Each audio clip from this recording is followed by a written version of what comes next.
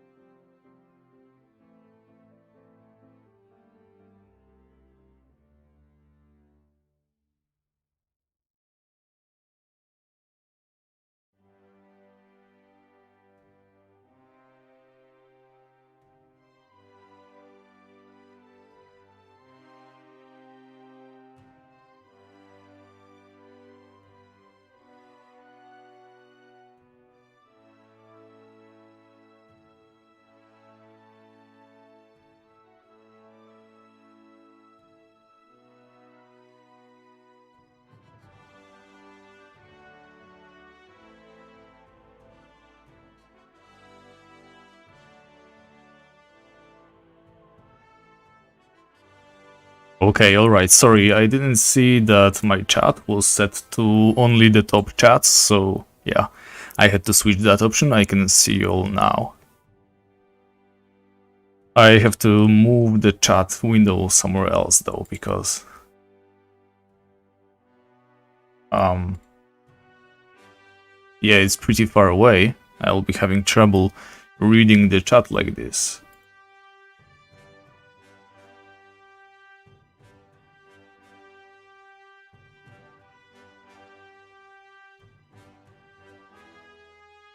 Okay, so hopefully the quality is acceptable.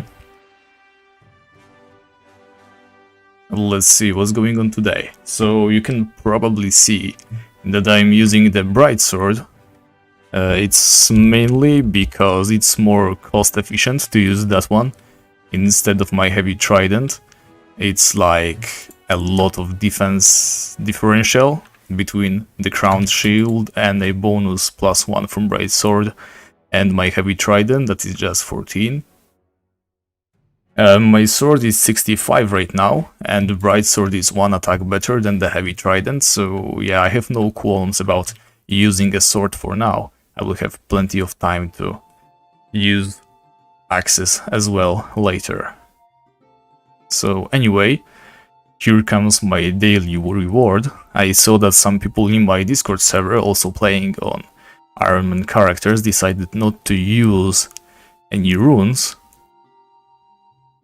I mean any daily rewards, but I am not one of those.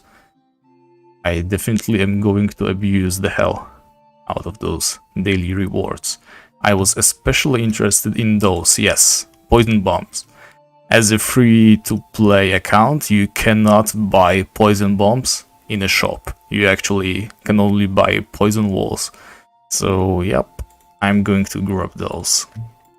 10 pieces, perfect.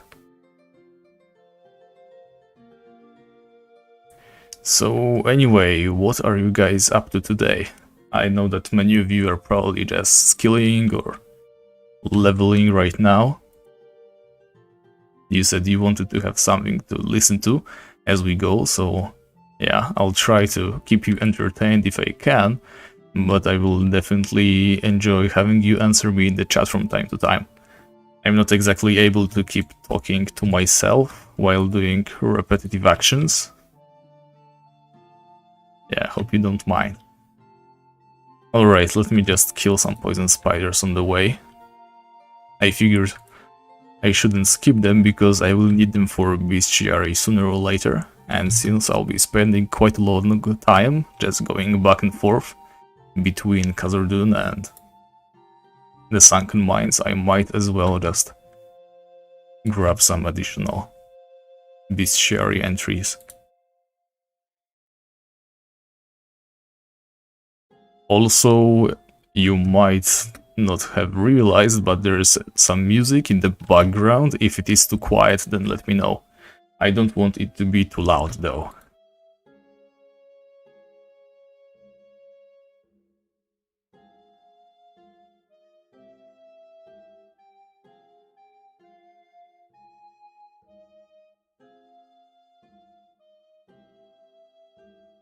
Why I don't press space to auto-target next to the monster? I usually do that, but sometimes it's just easier and faster to click on them. I don't really think about it, I just do whatever seems faster. I don't know. Yeah, it's a natural process.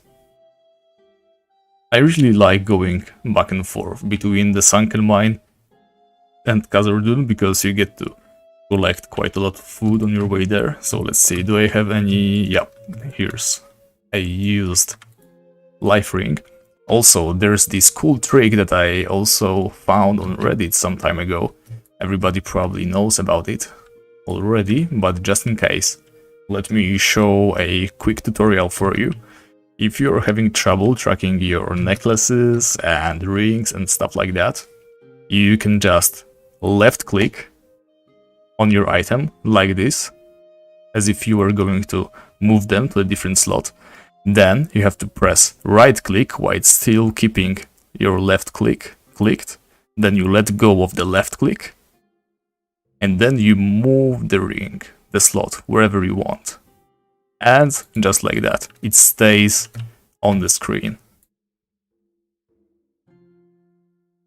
It's probably a bug, not an intended feature, so it will likely get fixed quite soon, so use it while you can, I guess. It definitely helps me keeping track of my rings and stuff like that.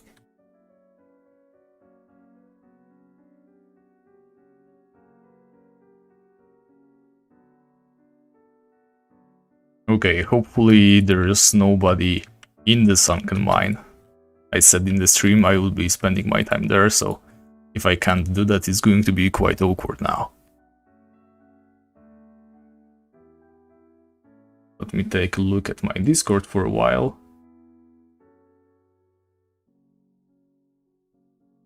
Let's see if there's anyone talking there.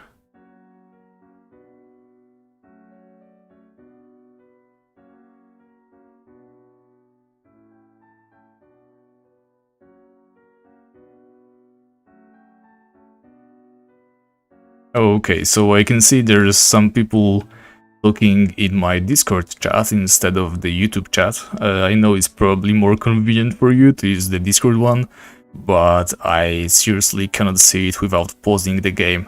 So if you could please just move to the YouTube chat if you can. If you can't, then it's fine, just I won't be able to answer you if you continue using the Discord chat. And by the way, everybody is welcome to join my Discord. I might just post the link in the chat soon, or maybe not, because I'm already fighting the Deepling Scouts, as you can see. Maybe if someone from my Discord could just pop the link for everyone. If you wanna stay updated, if you wanna see screenshots from my everyday progress, as well as progress of other people, other Ironmen who joined my challenge or even decided to make their own rules. There's people like that there as well. Of course, if you want to start your own challenge, you're also welcome to do so, and keep us updated on my Discord.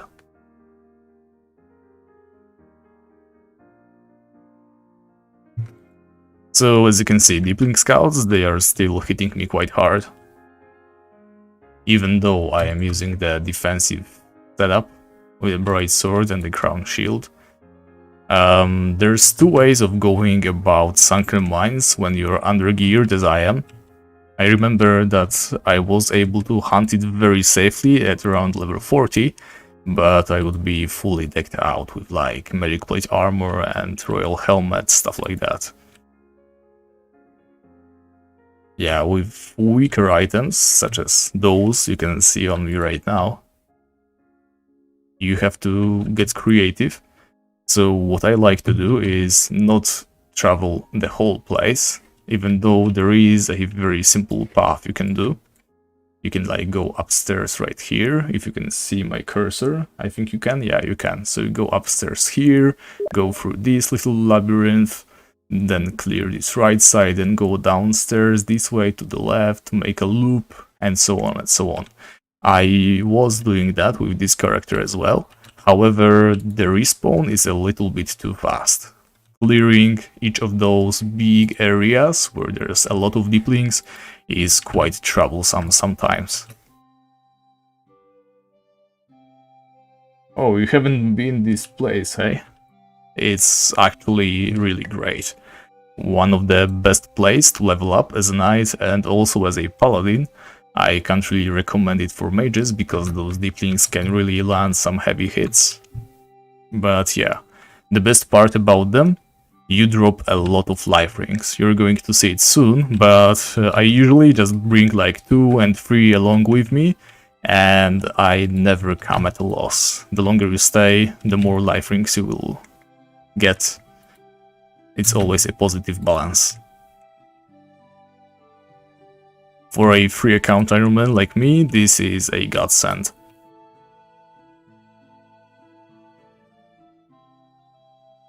There's of course the butterfly ring that gives you 2 armor and some damage from death resistance. However, it's nowhere near as good as a life ring, mainly for the fact that it increases my magic level gain exponentially. With better gear you can actually get a lot of EXP here, as well as decent loot, without even having drink any potions or anything like that.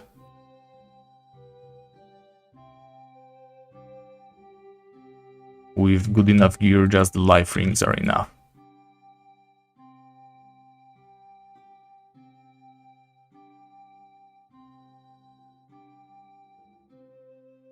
Oh yeah, I also mostly watch Twitch streams, if at all. I used to stream at Twitch, however I have like a couple subscribers, but I used to stream a different game, so I probably will be sticking to YouTube streams for this series. Maybe if I branch out into other games, I might consider something else, but I doubt I will be branching out anytime soon. I'm having way too much fun with this character.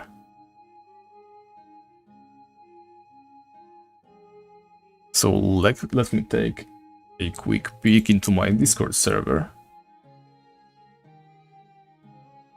Okay, nothing new. I'll share a link actually right now. Let's make it a permanent one with no limit. Generate new link, copy. And there it is. If you want to join my Discord server, then you are very welcome to do so. Like I said, a lot of people there already, active ones as well. Okay, there's a friend messaging me on Steam. Let me just answer to him real quick. You probably won't see it because I'm streaming just directly the Tibia window.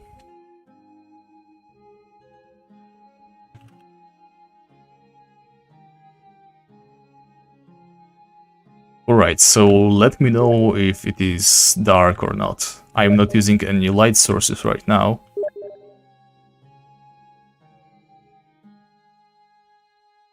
Yeah, it is a English channel, actually.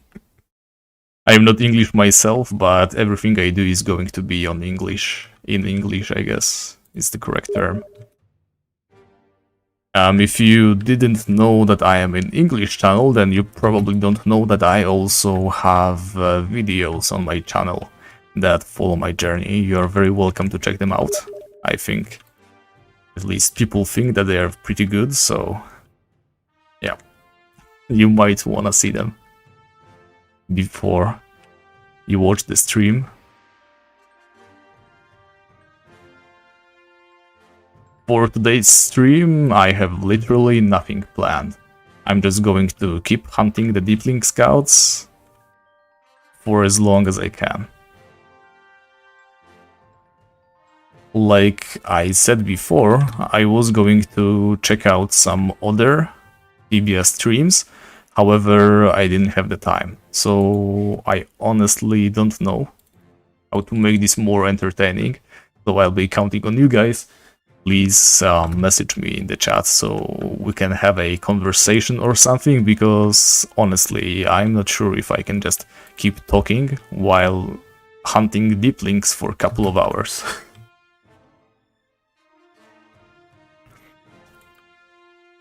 You've seen a couple of episodes, A and V, thank you very much. I hope you like them. Academia de Football, where am I from? Actually, I would like to keep that a secret. I think it's fun to have people figure it out. Hope you don't mind. I mean, sooner or later someone is going to figure it out, and I won't deny it if you have the absolute proof. But I won't also just say yes if you guess it, just like that. Oh, as you can see, a life ring already.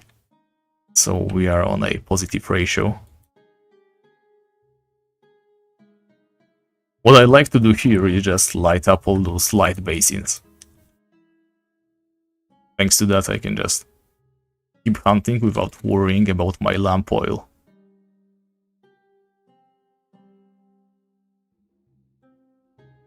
Actually, I was always quite... how to put it? I just don't know why the lamp generates less lamp than the torch. I mean, torches run out sooner, and they also have this weird grading where they at first give more light than a lamp, then less, I mean then equal and then less.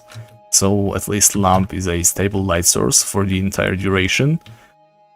However, still, they could just boost the lamps. It's not really a vital element of the gameplay. And the only light source better than the lamp is probably a magic light wand, and those, I think, mostly just drop from mummies.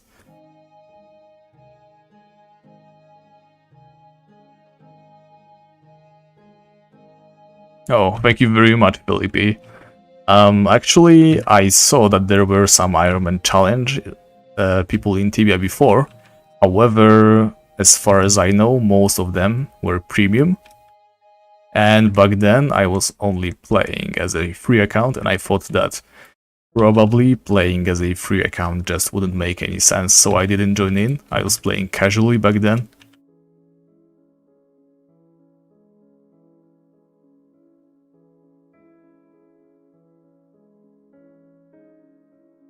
But yeah, it's great to have some veterans as well.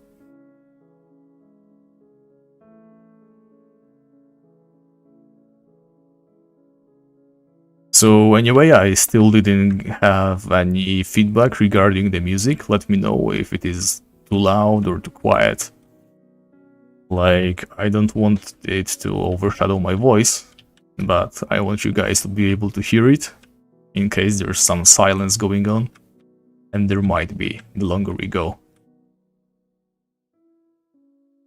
Oh, I'm really glad that you can understand me. Honestly, when listening to my own videos, I have a feeling that I might be just a little bit too strained when talking English. I know that I'm not perfectly fluent or anything, so I'm really glad that there's no negative comments telling me to get better or anything. I'm working on it, so yeah, thank you very much.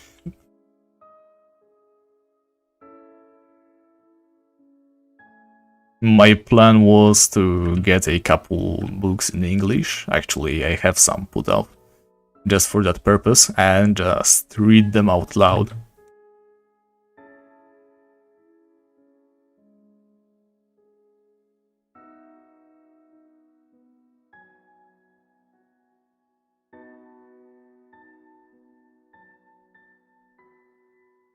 Oh yeah, that's exactly what I wouldn't want to happen in my community. I think that anyone playing any sort of challenge, even if it is a very, very non-restrictive one, I think it's just amazing that there's anyone willing to restrict themselves in any way, even if it is something very simple like just not picking up other people's items or no team hunts. It's already playing the game in a creative way. I would hate to have a community that just excludes someone simply because they feel superior, just for the reason that their challenge is a little bit harder or something. Everyone should just play the way they like. And I will definitely stand by those people.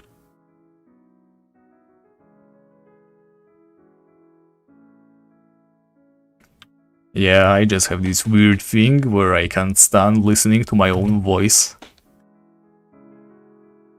It's really silly, honestly. I always thought I have a very high pitch of voice. Not so long ago, some people just started telling me that it's actually quite deep. And the longer I listen to it, then yeah, I'm just getting over this feeling that I might sound a little bit high.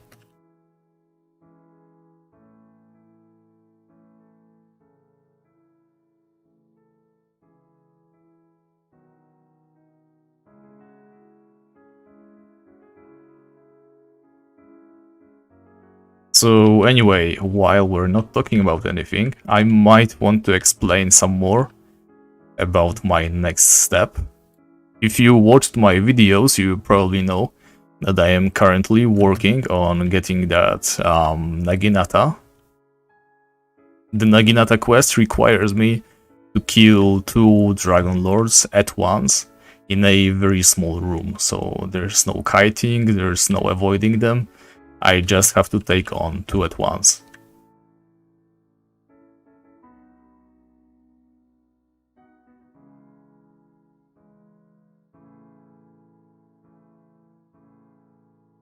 And anyway, today at work I was very bored. Like, there was work to be done, but I just couldn't focus, I guess. And I went to the Tibia.com and some calculators as well, and some Tibia wikis, and I did the math. Right now, with my current level, if both Dragon Lords hit me with all of their skills at once and deal the maximum damage they can, then I would survive with like 8 HP. That's why I'm trying to grind to level 60 as soon as I can. Just so that I can, like, at least have like 100 HP, enough to rope myself up and heal up really quickly. Hopefully I can just outdamage their heals, because they can heal for quite a lot. It's like up to 90 every turn. I'm going to be using avalanches, as well as I'll be spamming energy fields on a single Dragon Lord I'm targeting at that moment.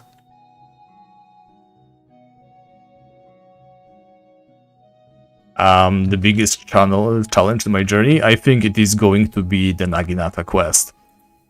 I want to do it quite ahead of schedule, like nobody expects a level 60 knight without even a solid skill set to clear 2 Dragon Lords at once.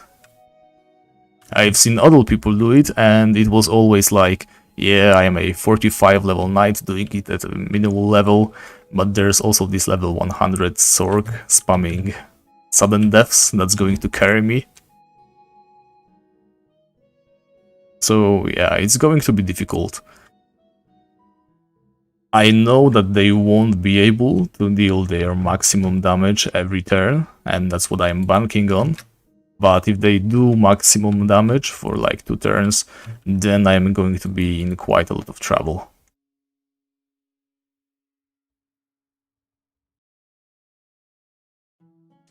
So I actually have a piece of paper where I noted the exact numbers. Hopefully I didn't lose it while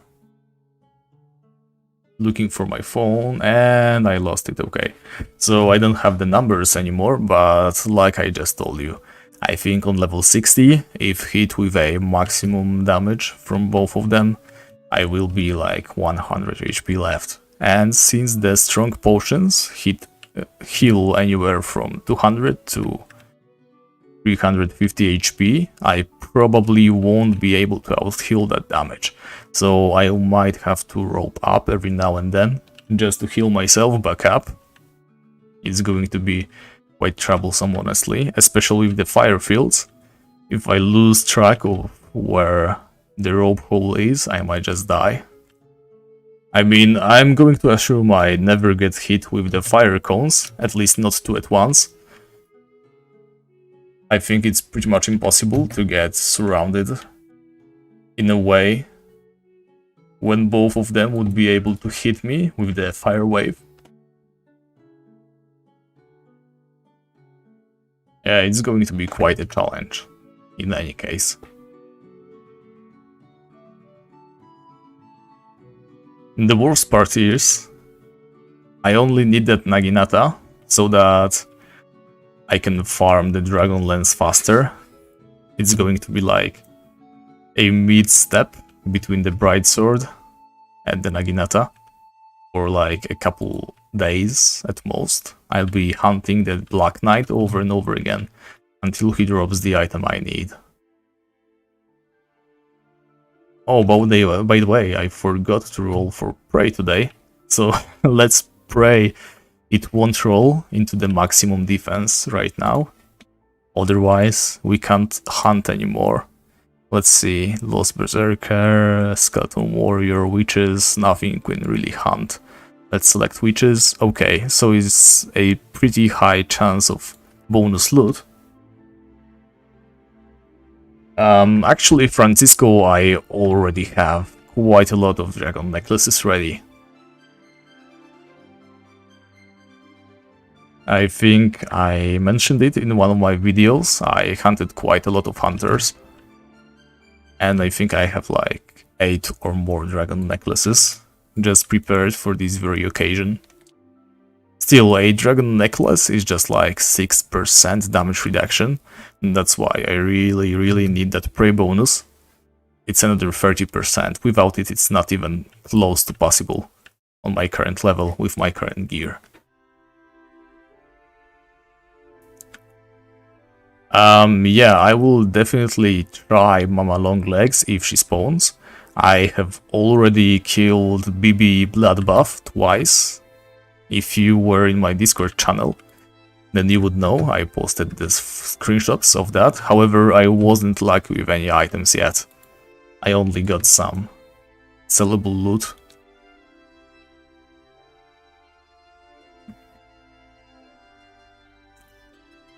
Is Black Knight going to be hard to loot? I don't know. I have already figured out a way how to kill him pretty reliably in my last video.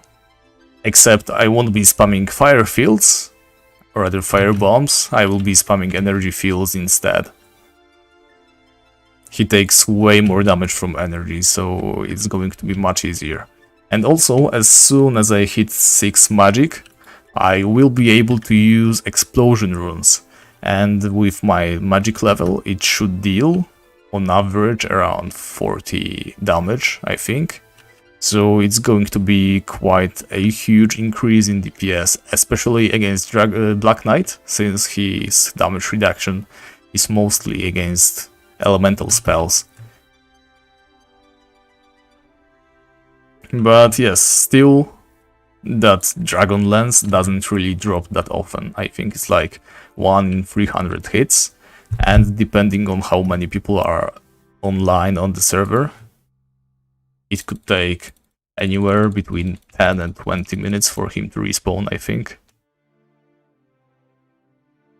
It's gonna be quite a long grind. But still, I think it's way more feasible than attempting the Naginata quest. I'm really quite worried about that one.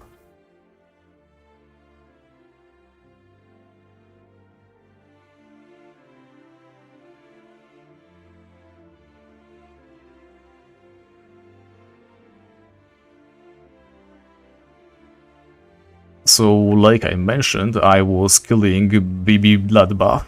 I killed her twice already. Okay, I'm going to have to get rid of some of those rusted armors soon. And one of the items that can actually drop from BB Bloodbuff is a giant sword. And it's actually quite a common drop.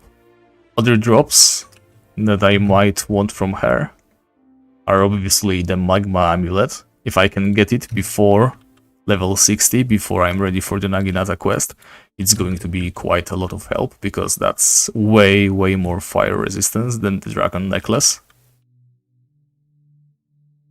And also she drops the best single-handed axe that I can hope for in this challenge, the Butcher's Axe. It has like 41 base defense, 41 base attack. It's better than the Naginata as well. But sadly it has like a -2 shielding modifier, I think. Still, way more defensive than the Naginata, and way more defensive than the Dragon Lance. The Dragon Lance has like 17 attack. That's what I dislike about those weapons. Most of the high tier two-handers, they just don't have any defense. I will always prefer playing with a solid shield.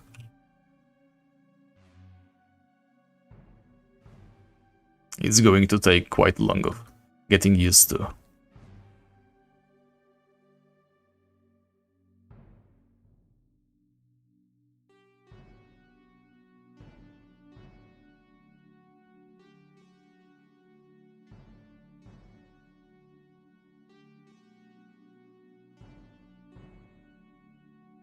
And there we go, another life ring. We're already at 5. This one is going to run out anytime soon though. And another rusted armor. Actually, Deepling Scouts can drop the rust remover. It's probably the rarest item that they can drop. So I won't be able to unrust any of those. Rather, most of those.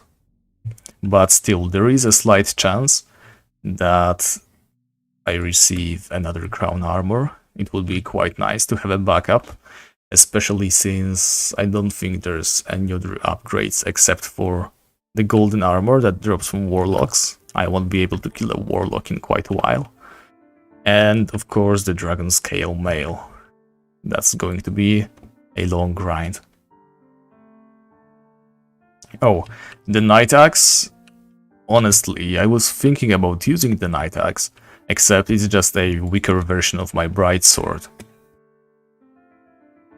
I determined that there's really no need for me to handicap myself. I did skill up my sword to quite a high level, and even if I end up not skilling up my axes while leveling to level 60 on those deeplings, I don't think it's going to be a huge deal.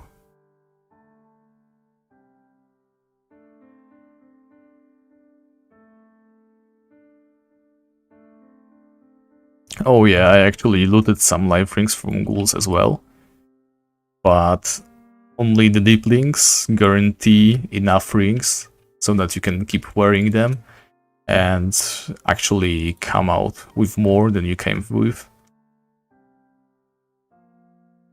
And Dwarven Axe, actually I'm not quite sure how to receive the Dwarven Axe. I know it's a quest, but still, Dwarven Axe's stats are very similar to Night Axe, I think. It's definitely not stronger than the Bright Sword. So yeah, I went ahead, I grabbed the Bright Sword. Actually, it's a spoiler, it's going to be in my next video. But I did it, I've got the Bright Sword. It's way better than any other one-handed axes I can have at the moment, and I'm going to be using it to obtain the Naginata.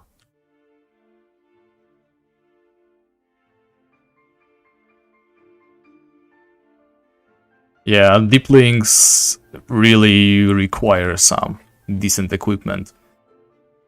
If I were trying to hunt them with a heavy trident, I would probably come out at a loss. Like, even right now, I'm barely breaking even. A couple K more than I spent on mana potions. It all depends on how I hunt. Oh, okay, I forgot to empty my mana before leveling up.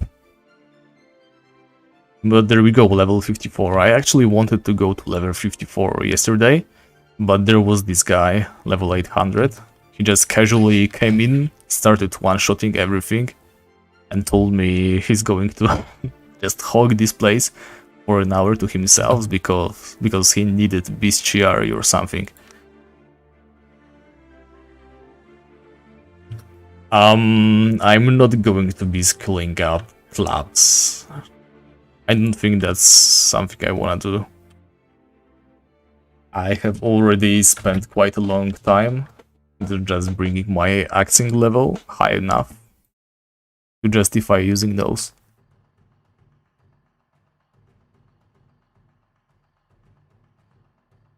I'm pretty sure that there's quite a long delay.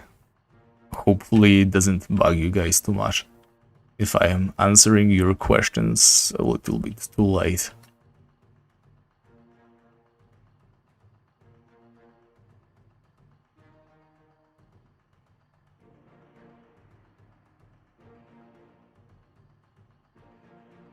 Alright. I'm hoping I would get some more rust removers soon.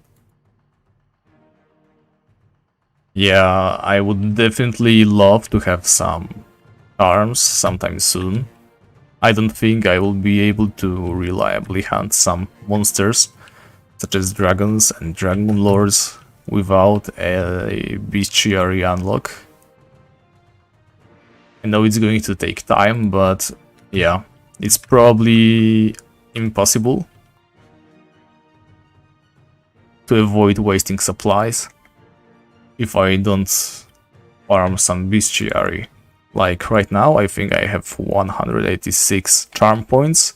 Of course, I want to go for the low blow first. And then just imbue my weapon with the protective charms. I've got quite a lot of them, so it won't be a problem. At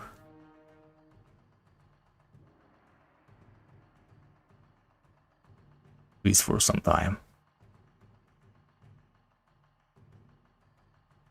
By the way, I know that a lot of people are using those weird sidebars, you know, those that show your HP and mana on your left and right side. Oh, there we go, a heavy trident. Back to the topic. I really don't like those, like, they look very weird. I don't want anything just sitting in the middle of the screen. I can accept the life ring icon because it's very useful, and with that I can track it better. But yeah, I seriously can't stand those weird HP trackers on the sides. Anyway, back to the heavy trident. It's actually a Rashid item. I could sell it for like 2k. On the market, probably 1.5, but of course, I cannot. Plus, they weigh a lot. They are indeed quite heavy. It's like 90. I did collect some. I don't know why. I won't be able to sell them at all, ever.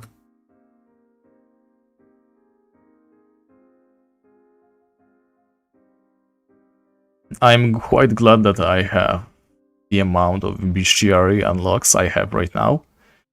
I think the fact that I am a free account makes it way easier, because I am mostly just unlocking things that I would unlock sooner or later. There aren't that many places where I can hunt. So whether I want it or not, I'll be just doing unlocks.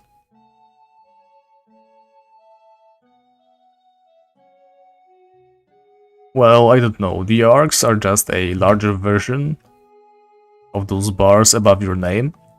I've always been relying on those. I don't see how you need arcs. Like, maybe the exact amount is better than just the general idea thanks to the bars. Still, it just shows how the game became this weird grind fest, where you just buy the best items you can, stock up on runes or supplies or anything, and just throw them at your enemies, hoping to obtain the highest EXP per hour possible, while maintaining a profit or at least breaking even.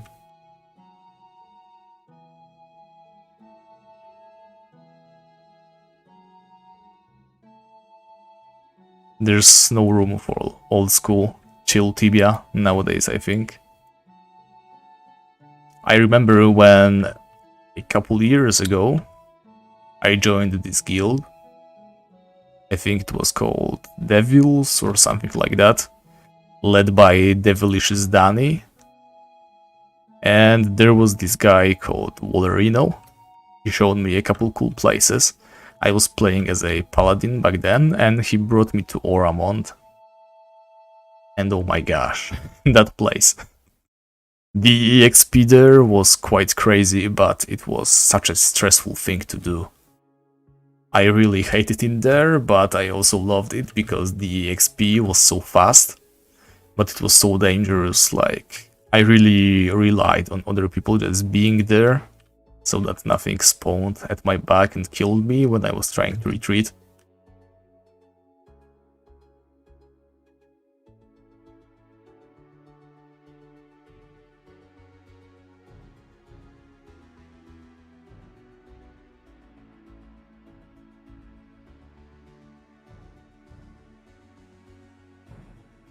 And that's why I like the idea of playing as an Ironman. Before that, I was playing on my Rookstair. It's also very chill. However, at some point, it just gets so repetitive. There's some people who enjoy that and do it for years and years on end. Well, I couldn't do that. Eventually, I just got bored, and then I decided to do this little challenge.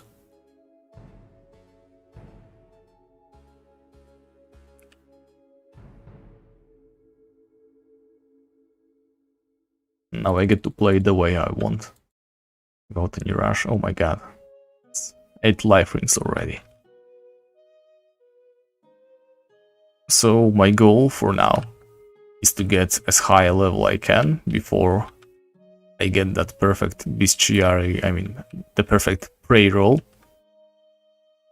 I am going to use the wild cards, like some nice guy told me I should in the comments of the last video.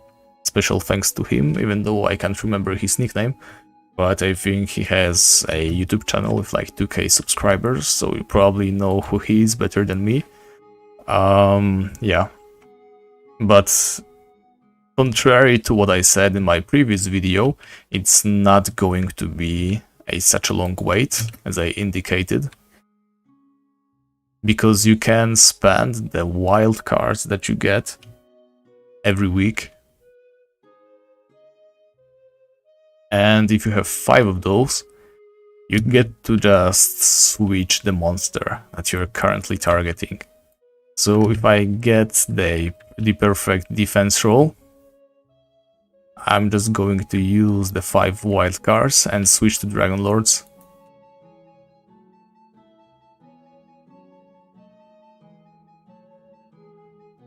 So I have my friend messaging me on my private channel, asking why I'm using the sword again, so I'll explain it again. I just got it because I could do the quest, I guess. I wanted to see if it was too hard or not. Plus, I decided it would be my best shot for fighting the BB Bloodbath Orc boss, and it was. Without the shield, I would probably die fighting her. And then I thought that I probably should just keep using the sword. It's way better than anything else I have right now, and my sword fighting skill is already quite high, so I see no reason why I shouldn't make use of that until I get the Naginata. And of course, unlocking the Naginata is also going to be way easier when my defense is 32 thanks to the crowned shield. Actually 33, because I have the bright sword, rather than 14, or 17, that the heavy trident offers. And as for fun hunting right now, it's just more cost efficient. And there we go, there's this guy level 94. Hopefully...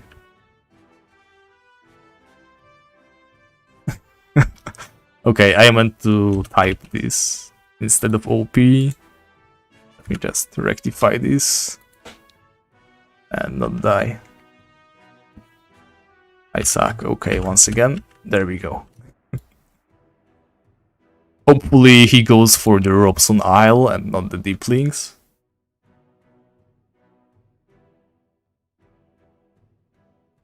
Yep, I see where you're coming from, NV.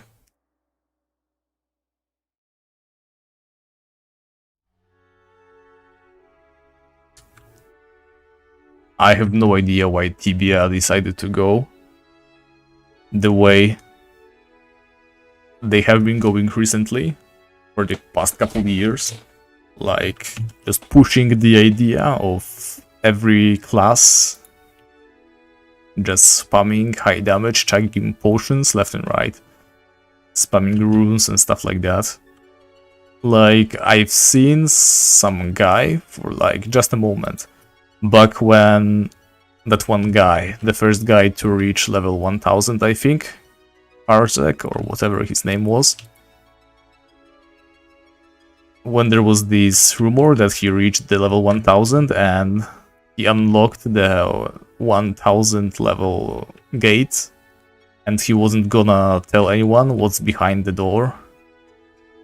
That was quite a huge hype, and someone clickbaited me with a title that included the door, but he wasn't actually going to talk about the door. In any case, I know this isn't making any sense, but the guy was hunting some kinda giant robot things with like huge orbs instead of heads. He was an RP, I think. He just spammed a bunch of firewalls and was running left to right, slowly sizzling their life away, just like I did with the Black Knight, except for him it was a regular hunt. He was just running left to right, not even in a huge area. It was like 20 fields in both ways. Oh, I'm going to be playing for achievement points as well. I'm definitely going to be going after some achievements. I was already trying to capture the bear with the slingshot. I think I only posted about it on my Discord channel because I forgot to include all that in my videos. But while hunting hunters, trying to get that dragon necklace surplus, I got the slingshot as well, however it broke. Maybe Site of Surrender, I don't know, I'm not really that expert when it comes to higher level Tibia, especially the new content. If you mean the achievement for killing Grom, then I haven't gotten it yet, on this character at least. But I'll be spending so much time here that I don't see how I'm not going to get the Grom achievement sooner or later. Let me just adjust the way I sit. I can feel my back is going to be hurting if I don't correct it soon.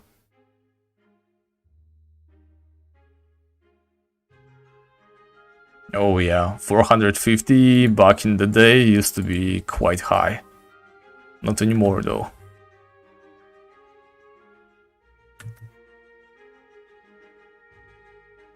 I never went beyond level 130, I think. The moment my EXP hunts turned into just sending my knight and muscle memorizing how to spam my buttons on the side of my mouse so that I could hit a combo of like front sweep, Exori and Exori Gran over and over again while also chugging potions. It just lost all fun factor for me. The very basic Tibia that we are seeing right now. Walking up to an enemy, hitting them, maybe adjusting my equipment so that I have better resistances or something, and like maneuvering into some tunnels so that I don't fight more than 2 or 1 at once. That's what I enjoy.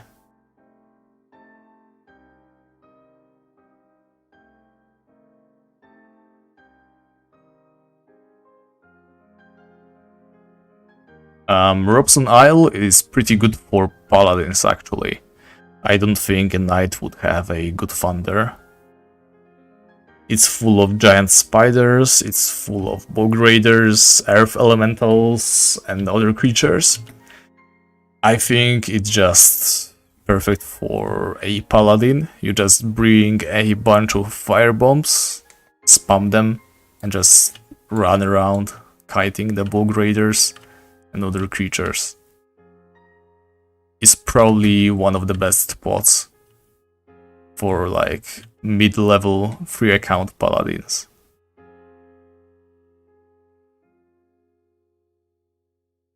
Hey man, I'm probably going to have to explain this a lot, but I'm going to answer anyway.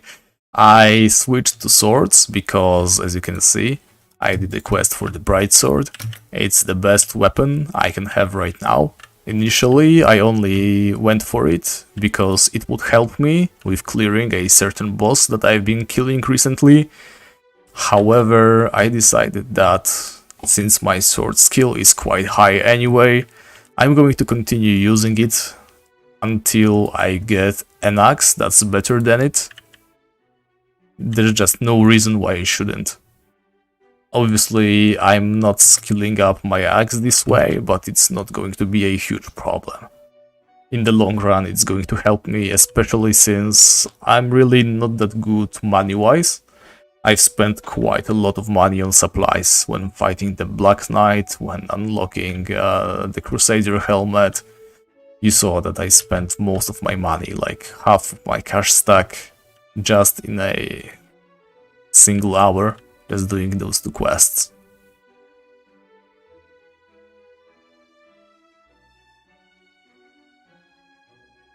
Oh wow, yeah, just killing 1 million demons, that's pretty crazy.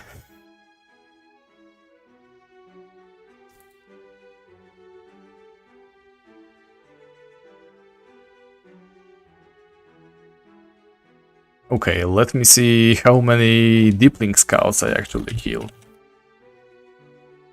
3,000 already. Yeah, so at first I was kind of worried because you have to kill enough so that the mine doesn't get sunken again. Thankfully that won't be a problem, I think. Oh my god, there's a lot. They just spawned perfectly. Let me try and take cover in one of those tight corridors.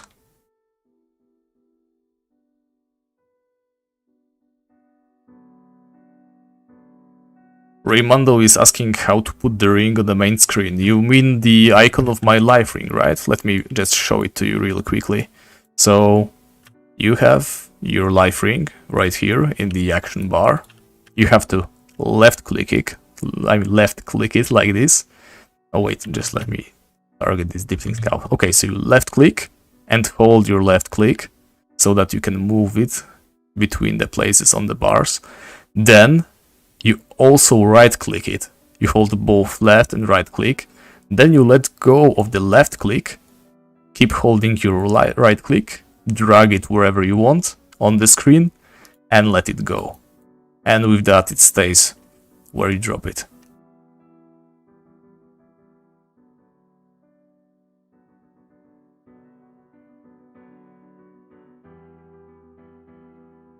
Hopefully that wasn't too complicated, I know. The explanation wasn't perfect, let me know if you need me to repeat that again.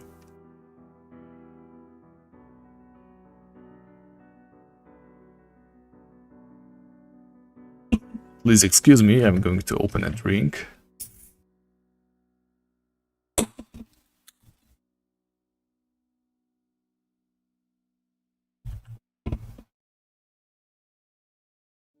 And there we go. Another life ring gone. I probably wouldn't notice if not for the fact that it's right there. A very, very convenient thing.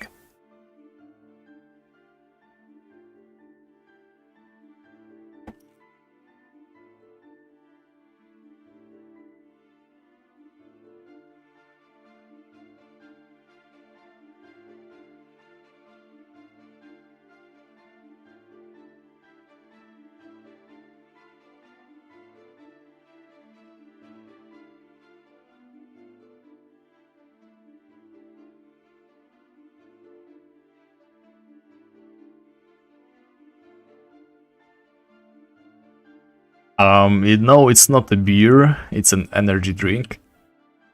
Like I said on my Discord channel that you can totally join by following this link in the chat. Sorry for the insert. I wanna go for as long as I can. Like, I won't go for like a crazy time. I won't be sitting here until morning, but I would love to pop 2 or maybe even 3 levels.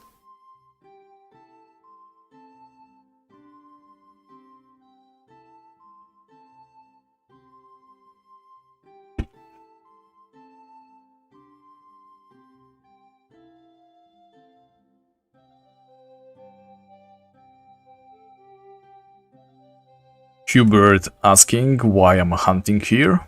The main reason are the life rings. Deepling Scouts drop so many that I can keep hunting while wearing one.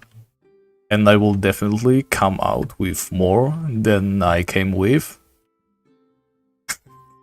I hope people watching this stream in the archive won't mind me repeating the same things over and over again. Just how it is, I guess. In any case, I'm doing this mostly for the life rings. And also, the EXP is pretty good. I don't think I can go for 50k anywhere else.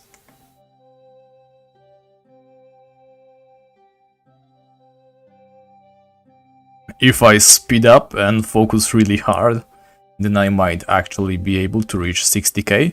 I'm pretty sure I was going a constant 60k per hour yesterday.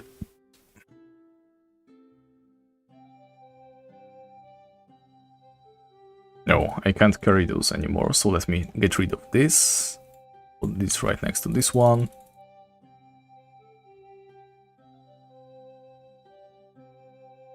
Yeah, so I used one of the Tibia calculators, and it turns out that I only need to be mana sitting with a life ring active all the time, of course, for 365 days and like 8 hours till I reach magic level 10. Obviously, I don't need to explain why that's a huge thing for a knight. I would be able to use energy bombs as well as magic walls.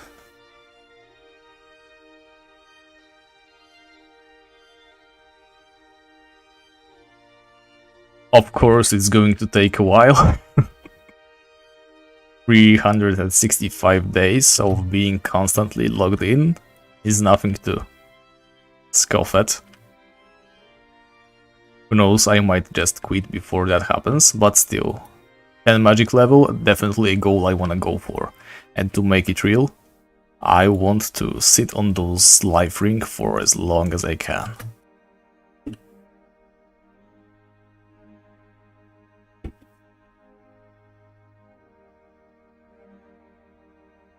The thing about Crypt Shamblers in Mount Sternum is they are like never worth it. They can always hit hard because they have this drain HP effect. It's going to do like 100 damage no matter what kind of gear you wear, so it's always going to cost you quite some mana potions or health potions depending on what you use. The way I play in Mount Sternum, I usually just go to the almost the lowest floor.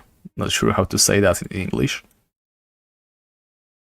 The lowest, but one higher than the lowest. And there's like only 4 Crypt Shamblers spawning in there, or maybe even 5. And I just walk past them. They are slow enough so that I can ignore them. I only focus on killing the Bone Lords. And the ghouls, of course. Honestly, the Crypt Shamblers just aren't worth your time.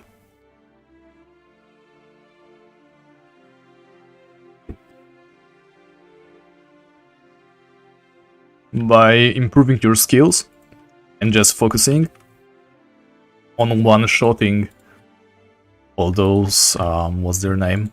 All those ghouls that are there, as well as Bone Lords, you can easily go for a quite high XP ratio. 52k. Still not quite as fast as I would like.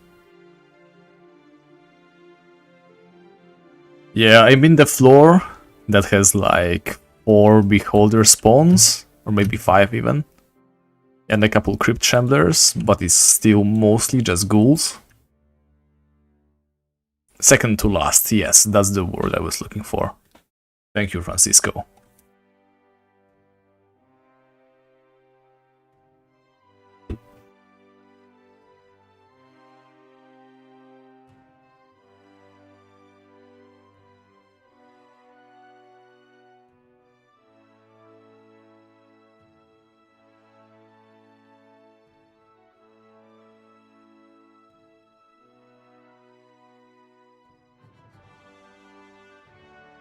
Actually, I've been putting off the Minotaur task for quite some time.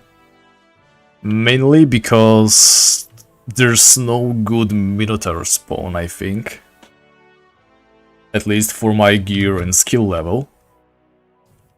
During the bonus respawn event, I tried to go to that underground Khazardun Horned Fox Minotaur area.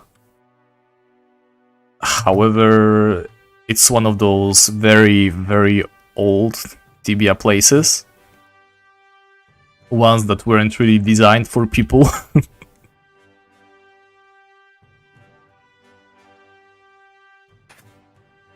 And the EXP and the rate at which I was killing them wasn't really that good.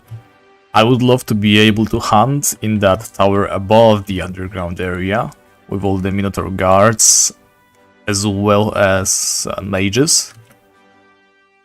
But I think it's still a little bit too much for me.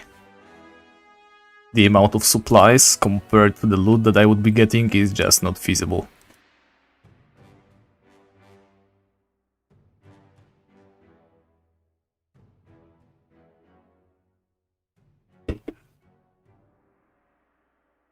So I might just wait for the next double respawn event, or the 5 times respawn event, or whatever the rate is.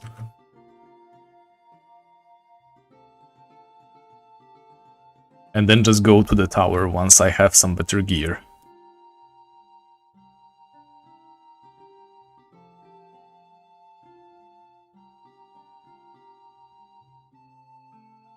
Oh yeah, I definitely know about mint walling. I will be spending quite some quality time in mint walling as well.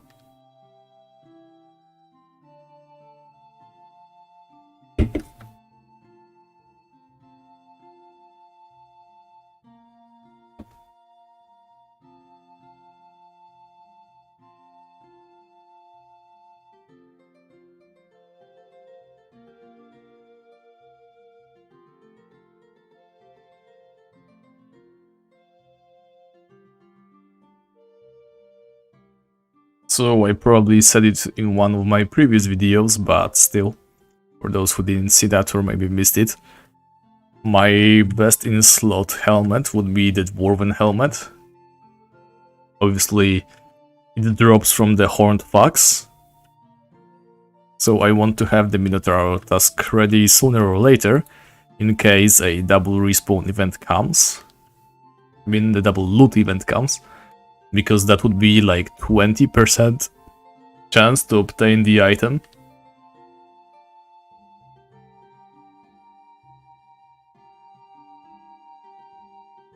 And if I don't get it, then I will have to fight General Murius, who is a rare spawn in mint walling. Definitely not something I wanna do.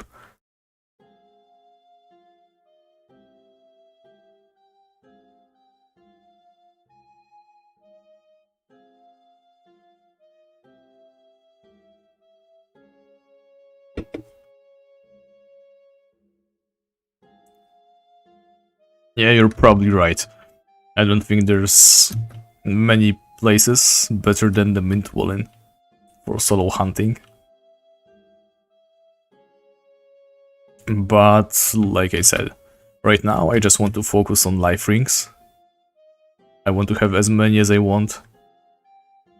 so that I can just relax and go to my hands with like a backpack full of those.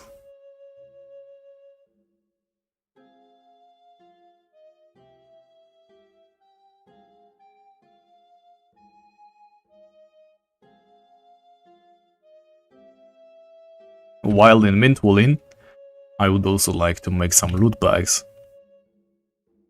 to maximize my profit. Though I'm not sure if it's going to be worth it, especially when things like stone refiners are a thing now.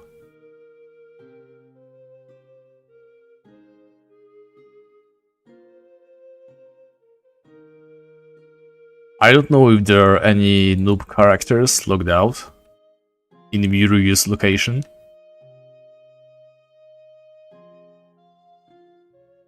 It's pretty much swarming with Minotaur enemies, so it would either have to be your main, just locked out there, or that puppet character would just probably die every now and then.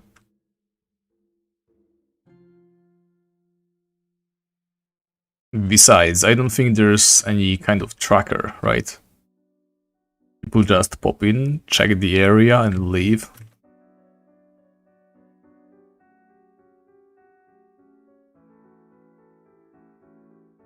Well, I'm not that hard pressed for money yet. Farming deep links is also becoming slowly and slowly more profitable.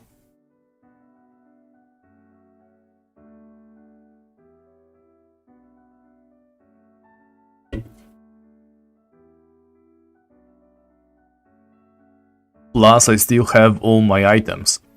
And I mean the Yasir items.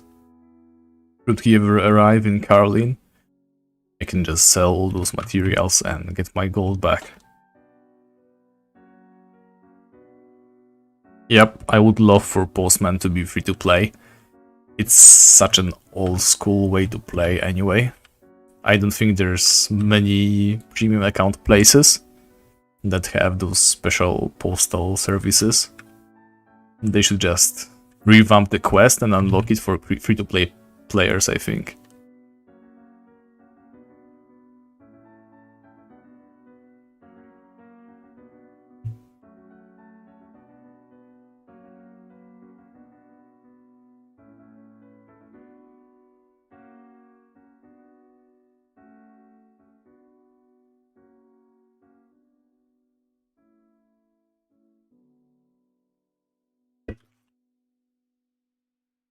Alright, that's a shame, but are there really that many players interested in that dwarven helmet?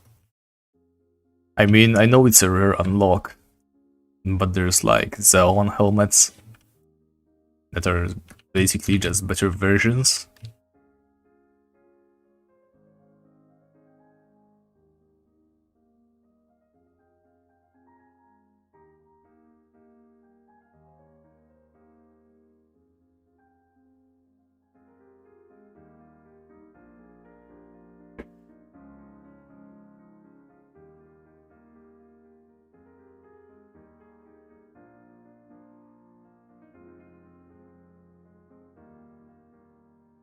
Well, I think the idea of playing the challenge for myself is just to see how much I can unlock.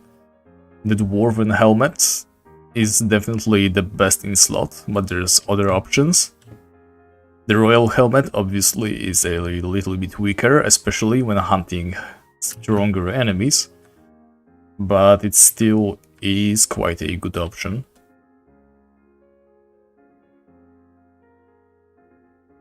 As for my challenge, it just goes directly against the rules I set up, so I definitely won't be buying anything off the market. But yeah, if someone thinks that's fair, then I can definitely see why they would just go ahead and buy the helmet instead of waiting for that general Murius drop.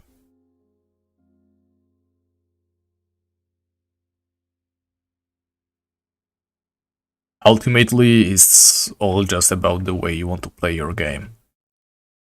And if you feel like buying it off the market won't ruin your fun, then I think you should be more than welcome to do it.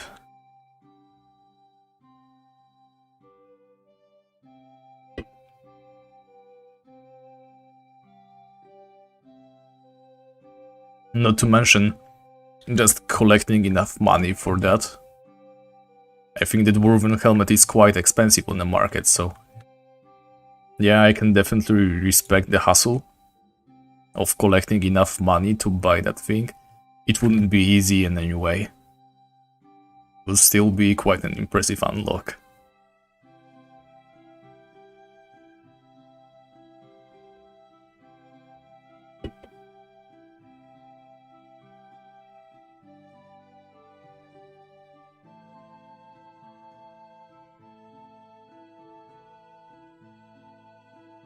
Okay, I have someone calling me. Let me just mute myself real quick. Hope you don't mind. I'll be right back.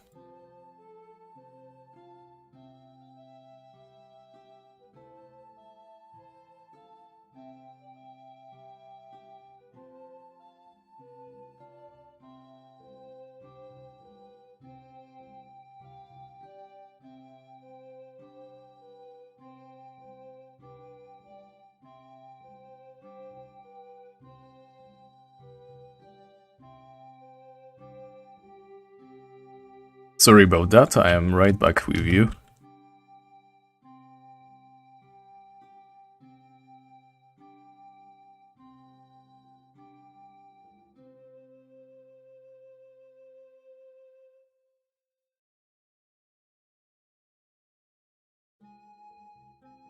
So yeah, that's about it for the stream. I don't think there will be anything else happening, just me talking and walking the same route over and over. Let me know if that's fun to watch at all. I mean, I'm having fun playing, and it's a little bit distracting having to talk all the time, so that's nice as well. I won't get so fed up so quickly. But definitely let me know if you're having any fun as well.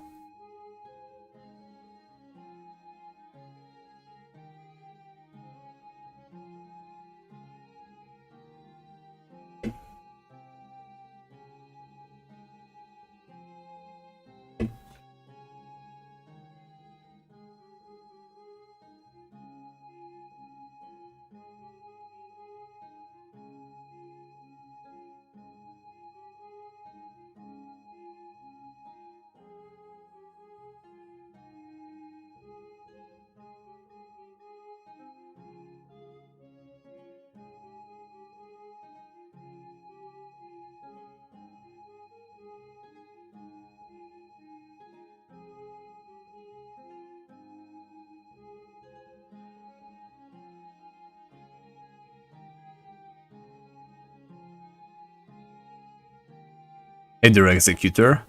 Yes, I am using the swords again, at least for now. Like I mentioned before, I was able to get the Bright Sword from a quest, and since my sword skill is pretty high, and it is the best weapon I can use currently, I will be using it until I unlock a better axe. I will be using axes as my main weapon, but I don't see why I shouldn't be using a sword if it saves me a lot of resources, a lot of money, and a lot of, well, potions or whatever.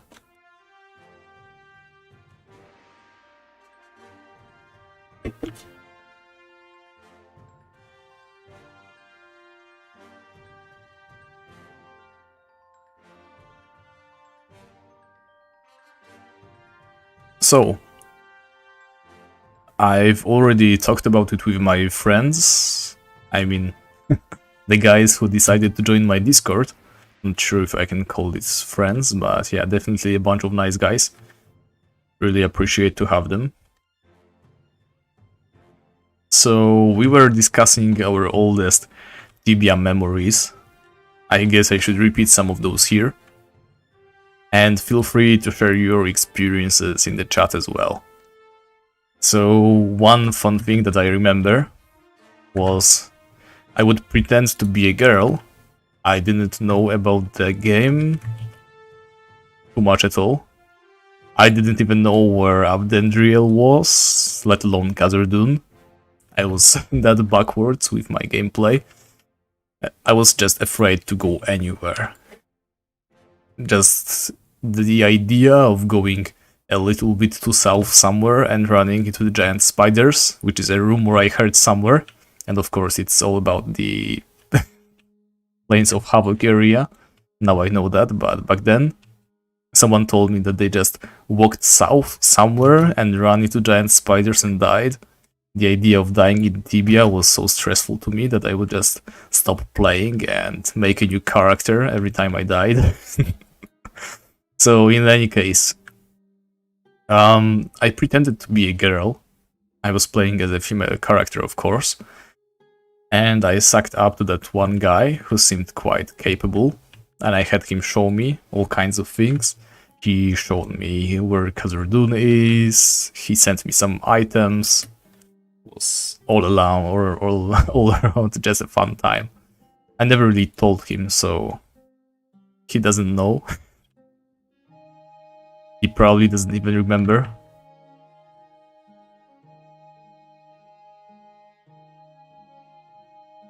Seeing what kind of guy he was, he probably picked up quite a lot of fake girls on the internet anyway. And we all know that when you're on the internet, a girl simply stands for guy in real life. So be safe out there.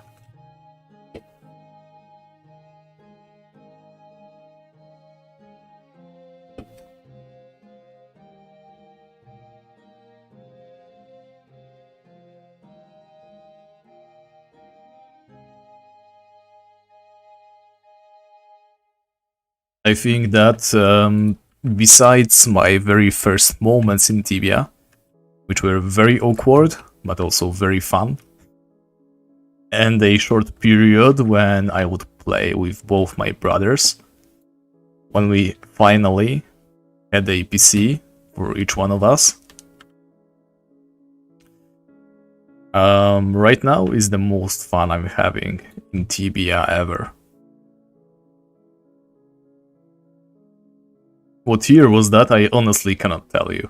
It's just a memory I have hanging somewhere in there. I seriously cannot remember. I couldn't have been older than 10 years old though.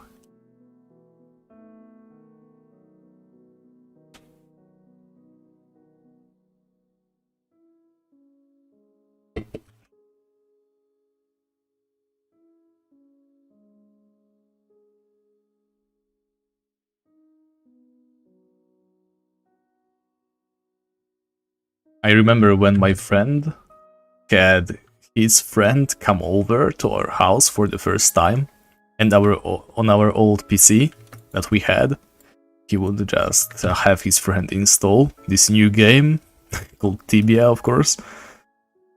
Our first character we shared between all three of us was called Hutotax, Hutotax.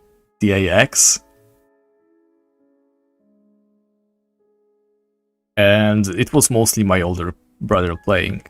We only had one PC at that time, so he was the only one playing, honestly, because I didn't feel good enough to play our character. So whenever it was my time to play the PC, I would just hand over my time to him just to watch him play, because it was so exciting and new.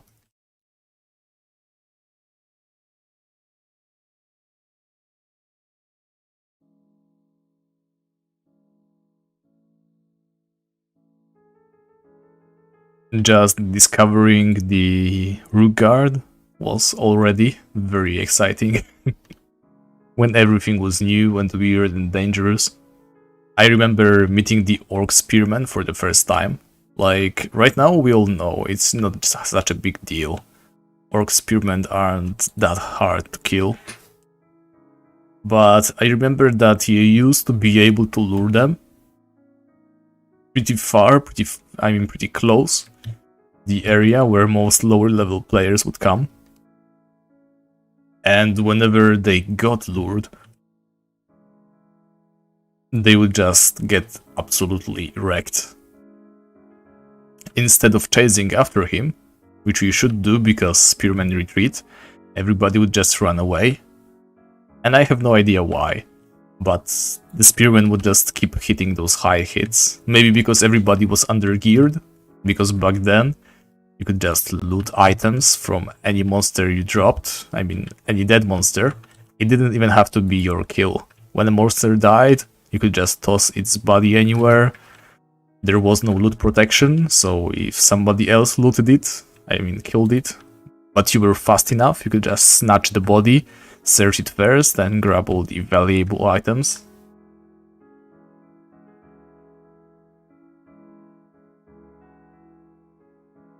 So yeah, everybody was hunting, everybody was fighting over dead bodies.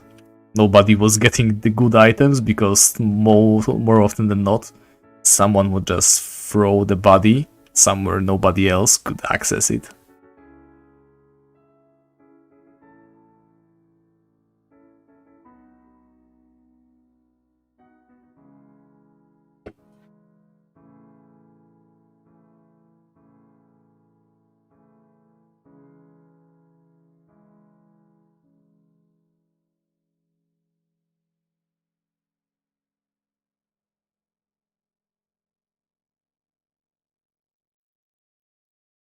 And then we brought our character Hututax to mainland.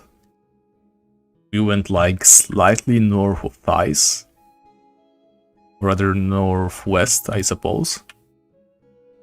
And you probably all know where this is going. We met this creature called Wild Warrior. However, we didn't know it was a monster. We thought it was a player. And we somehow got ourselves chased into a corner. I don't think we even fought back. Like, we just let him hit us repeatedly. He would deal quite a lot of damage because obviously we were under-geared. Just bringing stuff we were able to somehow scavenge from Rookguard while being absolute noobs.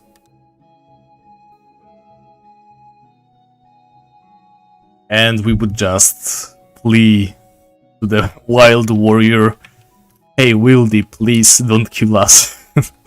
We have nothing on us." Hey Dosko, thank you very much for joining us today.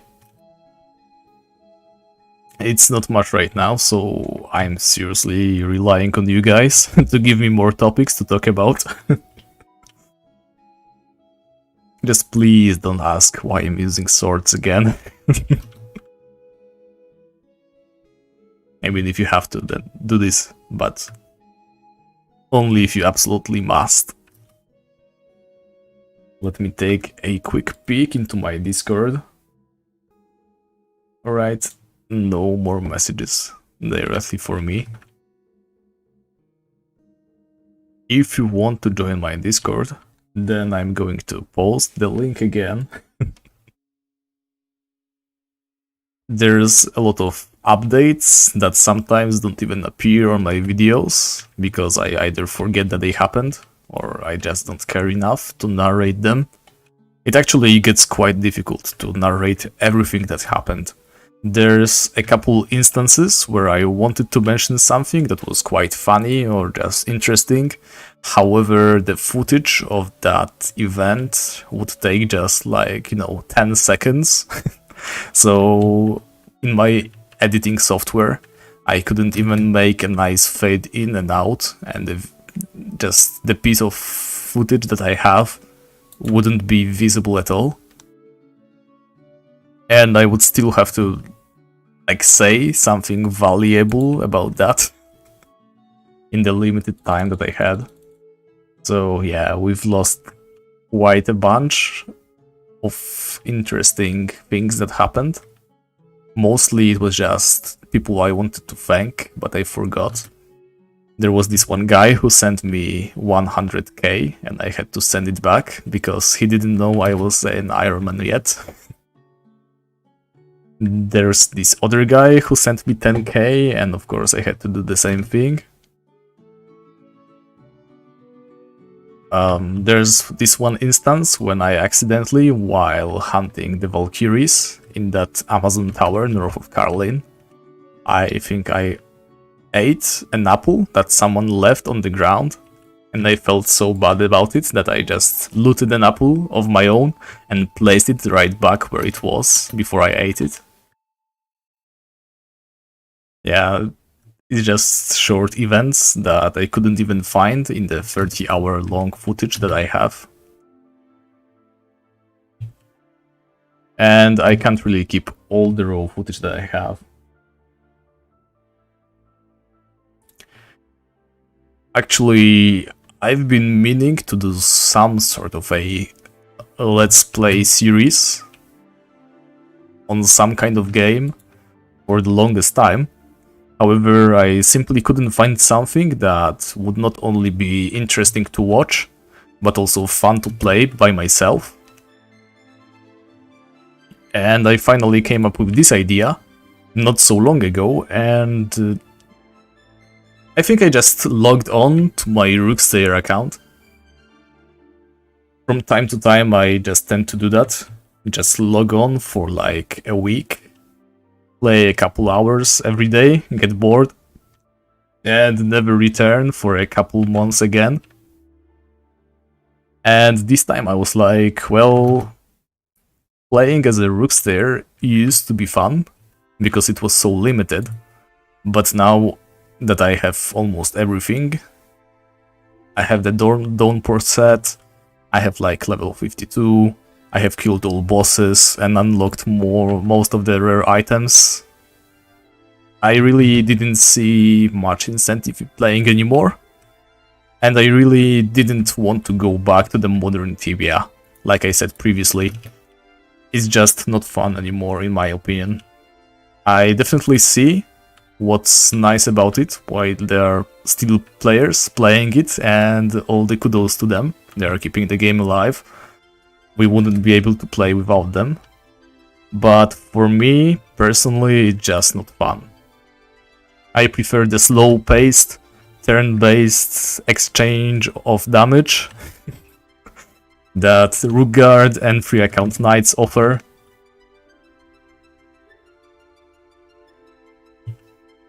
In any case, where was I going with this? Let me just remind myself. Yes, so I was playing on my Rookstayer and decided, well, I would like to play something else. I would like to play Tibia again, but not as a Rookstayer, yet still in a way that would limit me for quite a bit. And then I decided, well, I was having fun playing as a free account more than I was playing as a premium account. And then decided, well, why don't I make a video series on it on YouTube while I'm at it? Honestly, I thought I would just like make 1 or 2 videos and have it be like another failed YouTube project that I did. I tried different things before, but it didn't really work out. But this one got traction actually, because before I even made a video on it, I just said that I might make a video series on it. There were some nice people in the English chat telling me that I should definitely try. And so in the end, I did try. I posted on Reddit as well, and most of my traffic still comes from Reddit. But my channel is growing quite fast, and I'm really thankful to everybody who subscribed to me. I'm really having fun playing the challenge, and I hope that you guys are having fun watching me as well.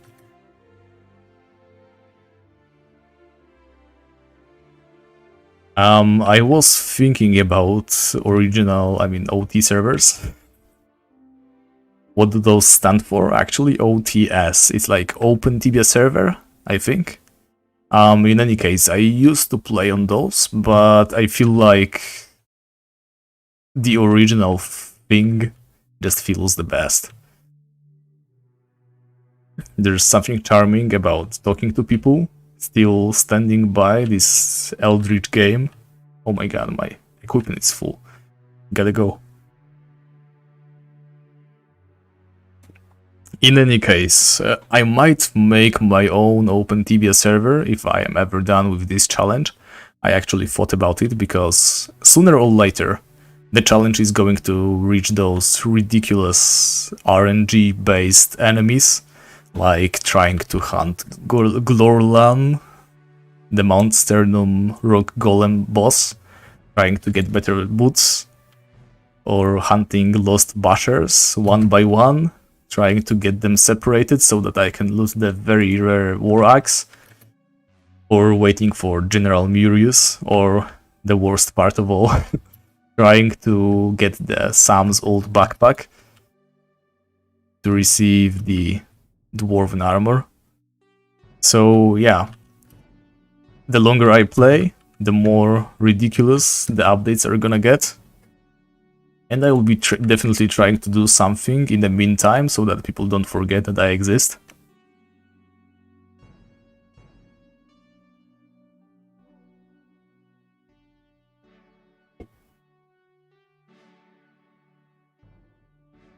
Still, I don't think that any open Tibia servers are going to be happening anytime soon.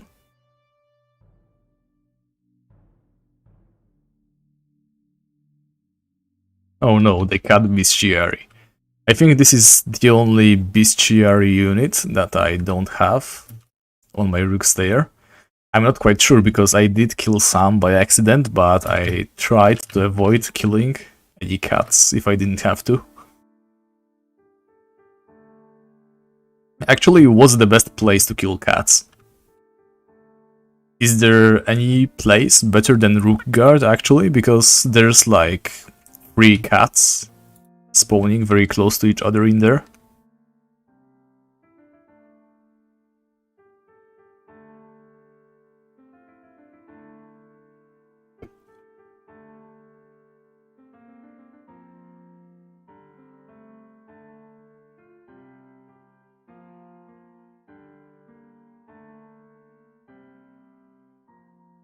Let's see, what's our life ring situation? As you can see, we're pretty much decked out.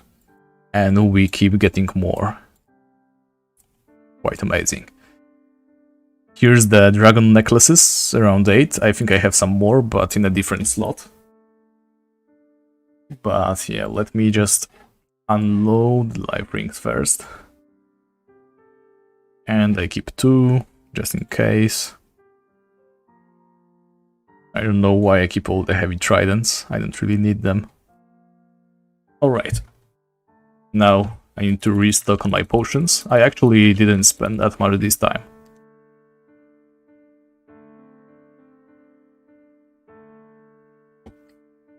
Yeah, I regret not doing the God Bestiary on this character actually. I should have done that. It would help me in the long run.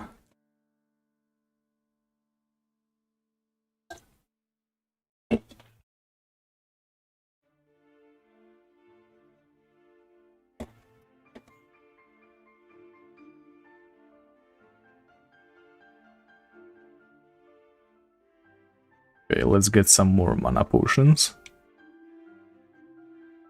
Alright, so 3k spent, and I deposited 6,000, so we are like 3k gold ahead, plus a whole bunch life rings, so we're definitely making a profit here.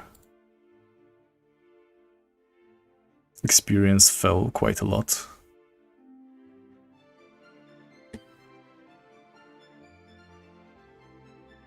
One of my biggest fears is that I zone out at some point and break one of my rules while live or while recording, and then I just add it to a video or something. You know, stupid things that just sometimes happen, like, I don't know, casually searching a container you see somewhere and then opening it, finding something useful and just mindlessly taking it without thinking twice. I'm definitely sure something like that could happen.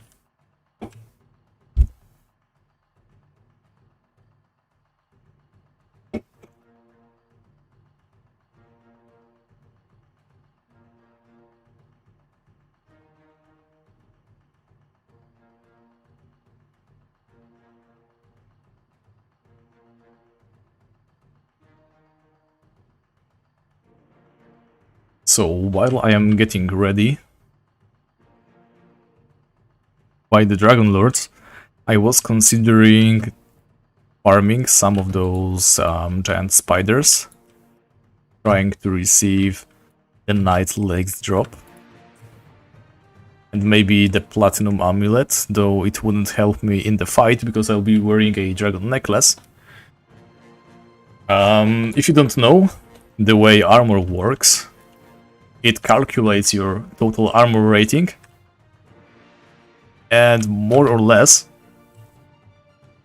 when you take some melee damage, the amount of damage you take is the amount of damage the enemy would normally deal, minus the amount of armor you have.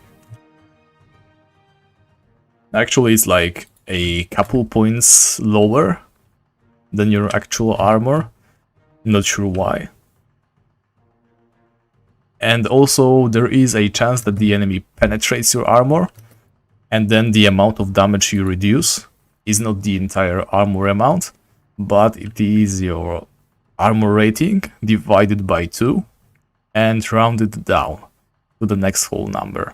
So with my current gear, if I lose my scarf and replace the life ring with the 2 armor butterfly ring, I would have either 15 or like 30 something damage reduction from melee attacks, of course.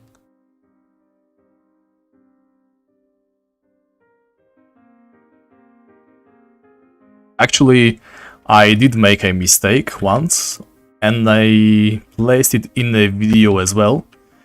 If you remember the the Fires of Shadowthorn video, I went to the place where the Overseers spawn, and I found an Overseer body, and I right-clicked on the fire, and I didn't know it would search the body as well. I wasn't sure whether it would get looted or not, and it got looted, and I picked up like 8 gold coins, and on the video I also show that I put the money right back on the floor, so I didn't take the 8 GP. Nobody called me out on it yet, that I broke my rules.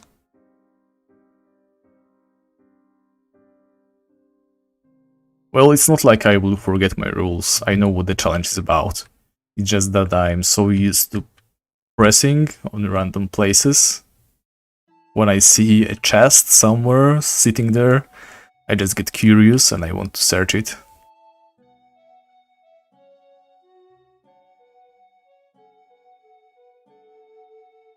If it happens to contain something, I might just accidentally press it.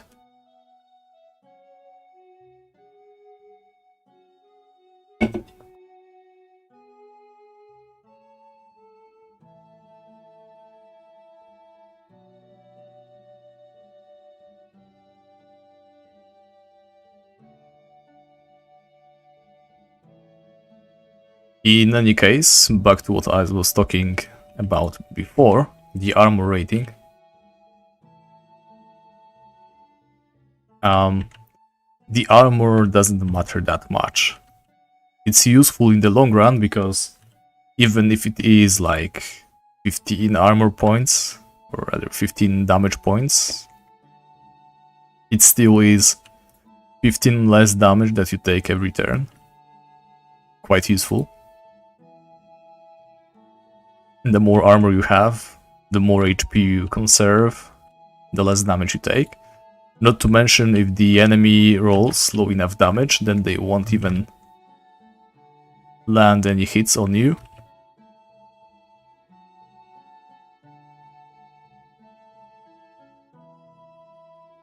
But still, that's why in the end I will be using two-handed weapons.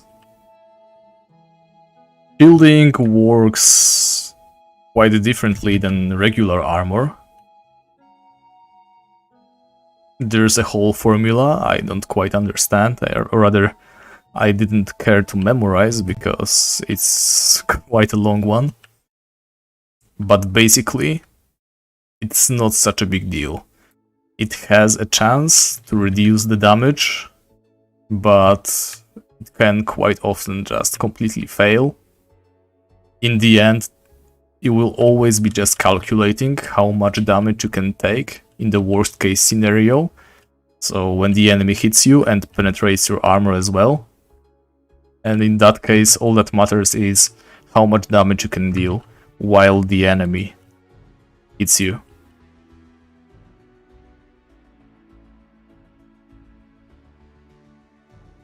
Yeah, but you know, intentions don't really matter. Like, so far, people commenting on my videos have been nothing but supportive. I'm really happy to have such people watching me. Oh my god, so many life rings already. But in any case, I'm pretty sure that if I make a slight mistake, sooner or later there will be people just trying to unmask me or something. Tell me that I'm not legitimate and I should start over because I picked up those 8 gold coins from somebody else's elf overseer.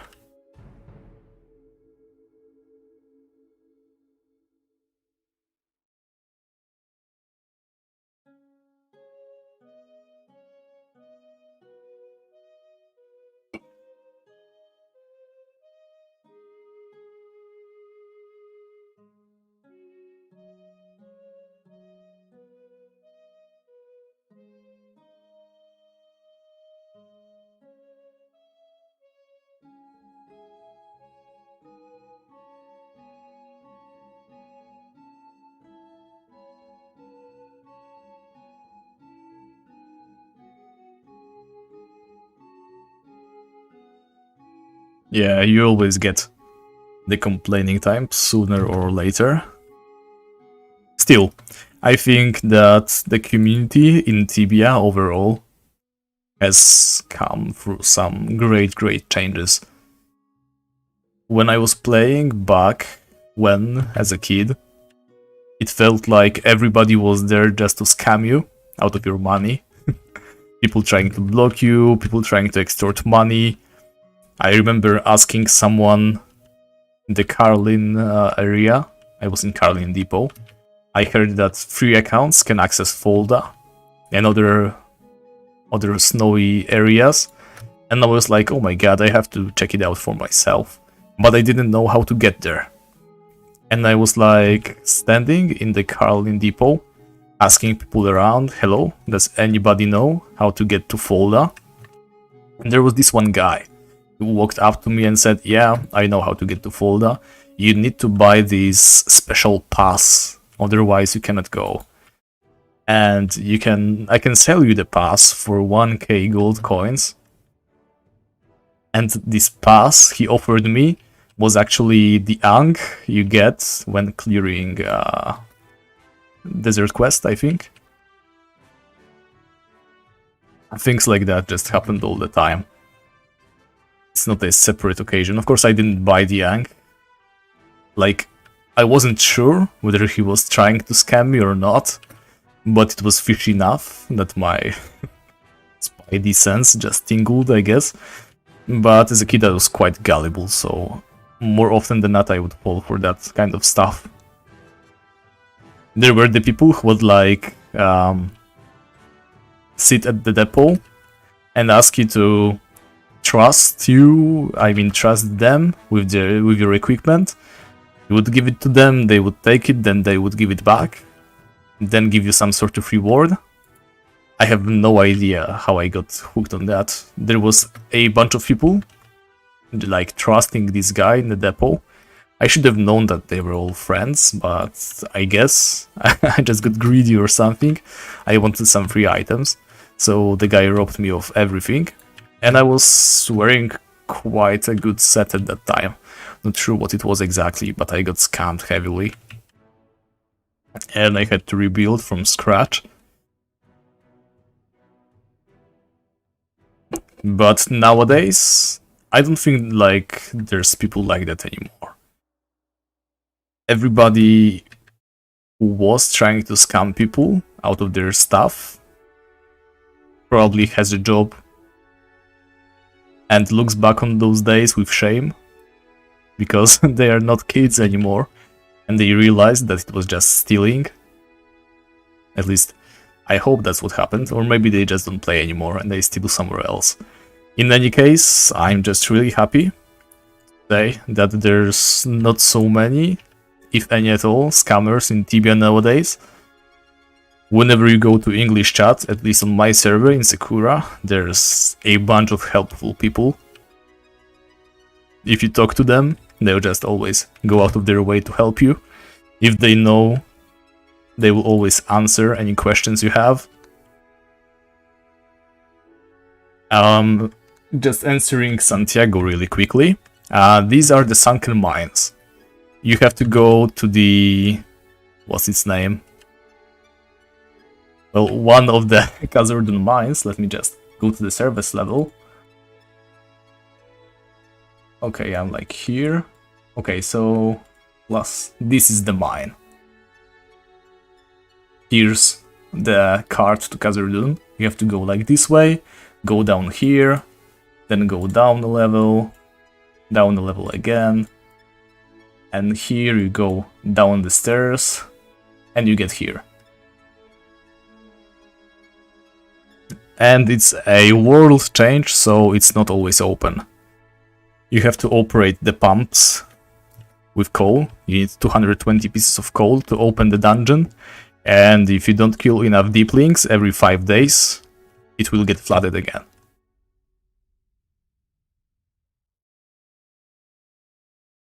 Oh yeah, I know how that feels, NV. I remember when I was playing, I was like level 20, but I didn't really feel like playing anymore. I was playing really slow back then. I would spend hours in the game, but not really level up, just loiter around the depot, collecting rare items people will just throw away. And at some point I decided to do a giveaway because I wasn't really having any fun, not doing anything, just standing there like an idiot. So I decided to stop playing and give away my items. And once I gave them all away, some guy said, "Hey, you're pretty cool, maybe you want to join my guild. First you have to log in and verify your account," something like that. So I entered my data there and I lost my account. It was completely empty, so I don't know why the guy even bothered to change my password. But I lost a pretty old account back then, so I guess that's the only thing that I lost. Real shame too, because I would love to have my old account.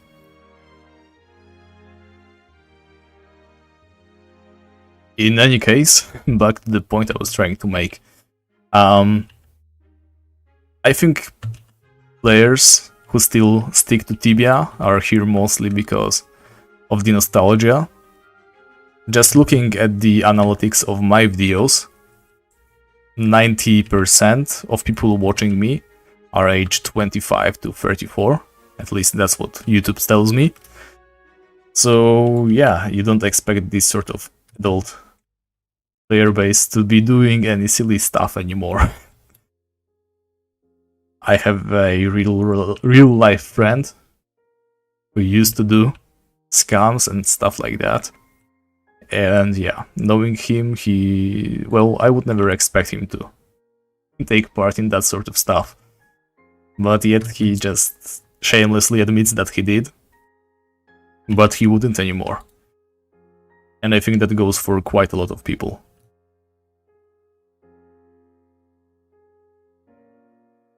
The moment you realize you can just afford to buy premium for yourself, to spend some money on Tibia coins and refilling your hunting supplies, that you don't have to fight to the death for every single item drop, everybody just calms down.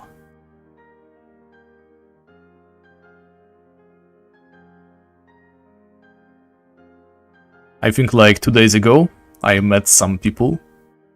They chased after me as I was on my way to the Sunken Mines for the first time, I think. Or maybe it was well, not sure when it was exactly, I have the footage somewhere. There were like 2 high-level people. They would chase after me, telling me that I have to take their gold, and they would throw their magic plate armors at me. Yeah, probably just testing me, seeing if I was the real deal, or if I was going to just grab the armor and log off.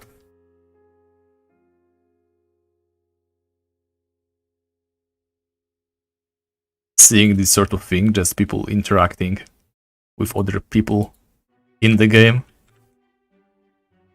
Really great stuff.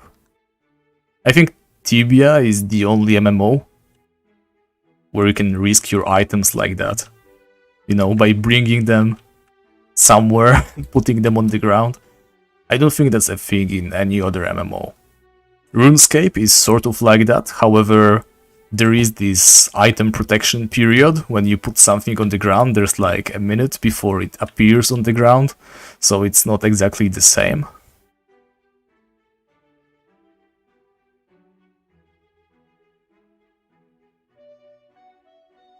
Oh, hey Godzilla. Why do I have items in my store inbox? Because there's this thing called the daily reward. You log in every day, you get different items. I know that some Ironman decided not to use those items, not to receive any daily rewards. However, I don't see why that should be the case. It's just a slight bonus. Like, what is 10 potions a day compared to the amount that I have to spend every day? It's really such a insignificant amount that, yeah, it's just a stupid limit to set on yourself, in my opinion.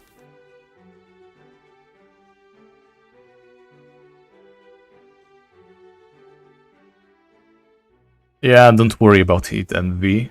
I'm pretty sure everybody tried to bot at some point, and if you didn't, then you're probably fooling yourself. I know that you did.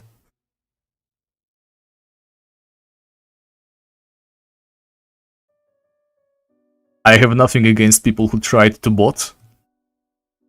I only have something against people who tried to bot and didn't realize that it was a mistake.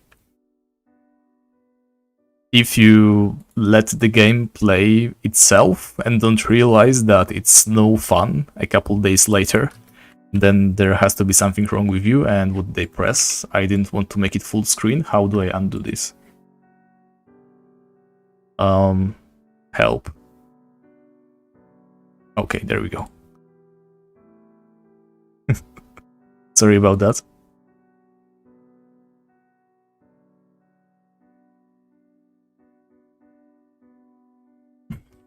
Oh, you got lucky then, Envy.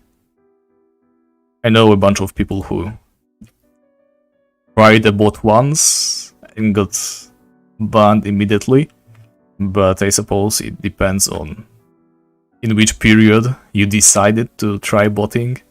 In any case, I do not endorse botting. You shouldn't do that, even if you are not botting anymore. Every character that's used to bot is sort of tainted, in my opinion. There's this guy. I think he's the top rookstayer. He's level like 200. His name was Lever or whatever. He is the top rookstayer. However, there's a lot of recordings of his character just botting. And there's just discredited the guy for pretty much forever.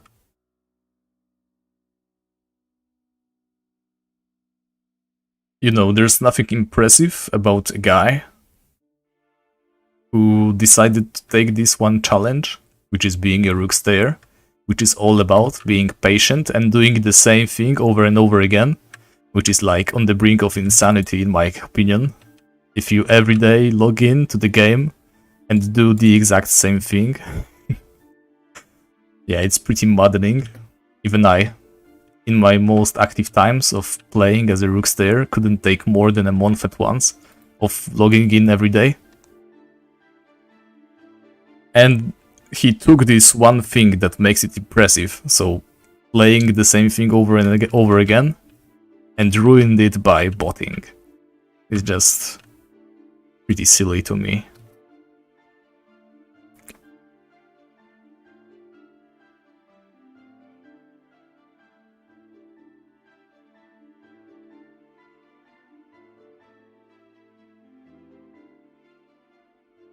Yeah, I kind of agree, Gordazilla.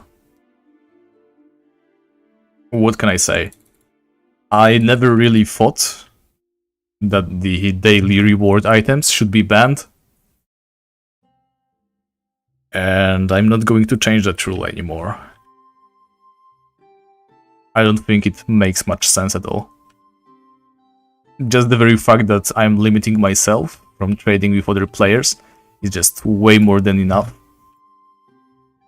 There's certain items that you cannot receive from shops. For example, not sure if you knew, but as a free account player, you cannot get the poison fields, I mean the poison bombs. You cannot get icicles, you cannot get some certain items that aren't even that OP, that very useful. Items that I wouldn't normally use, and that I only care about because I have to play in a creative way, only to realize that I cannot even use them because, well, reasons. Tipsoft or whatever decided that I shouldn't be having that kind of fun without paying them money every month. In any case, I believe doing an Ironman challenge is mostly to have fun by yourself. Whatever set of rules you come up with, it's up to you. If you're having fun, then you're having fun. And there's nothing anyone should have to say to that.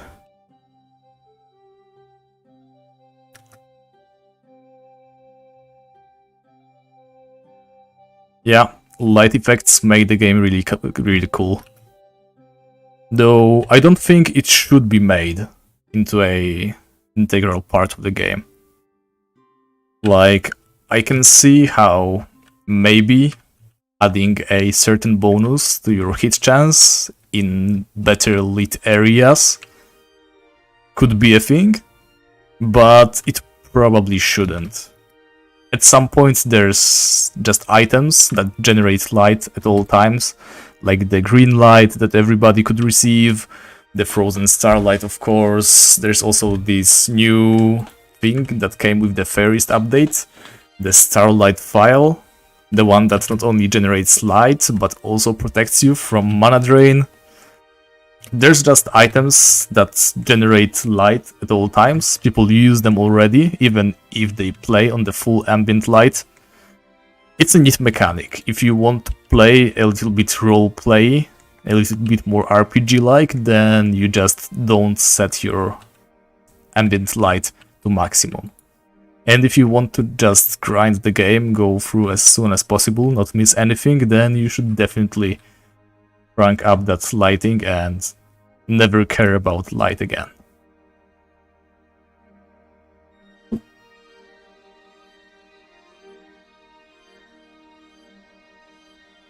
Well, dual wielding for Tibia, I don't think that's going to work.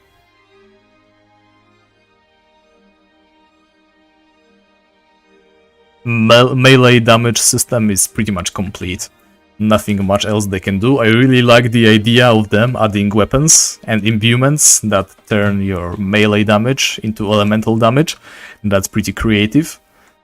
It's a nice way to improve upon previously existing mechanics of the game. That's the kind of thing you want to see. They added more difficult enemies, they added higher level opponents, but they made them more specialized. At first, you just did melee damage, everybody did melee damage. Paladins did, mages used to use melee as well as runes, and the game was pretty straightforward. And now you have enemies with different types of advantages and disadvantages, and you get to prepare yourself, you get to specialize yourself. It's got this certain amount of, how to put this, it's just not as straightforward. You can still go just full stats, only improving your melee damage, melee defense, but in the long run you are going to benefit from specializing against a certain type of enemy rather than just trying to be a jack of all trades.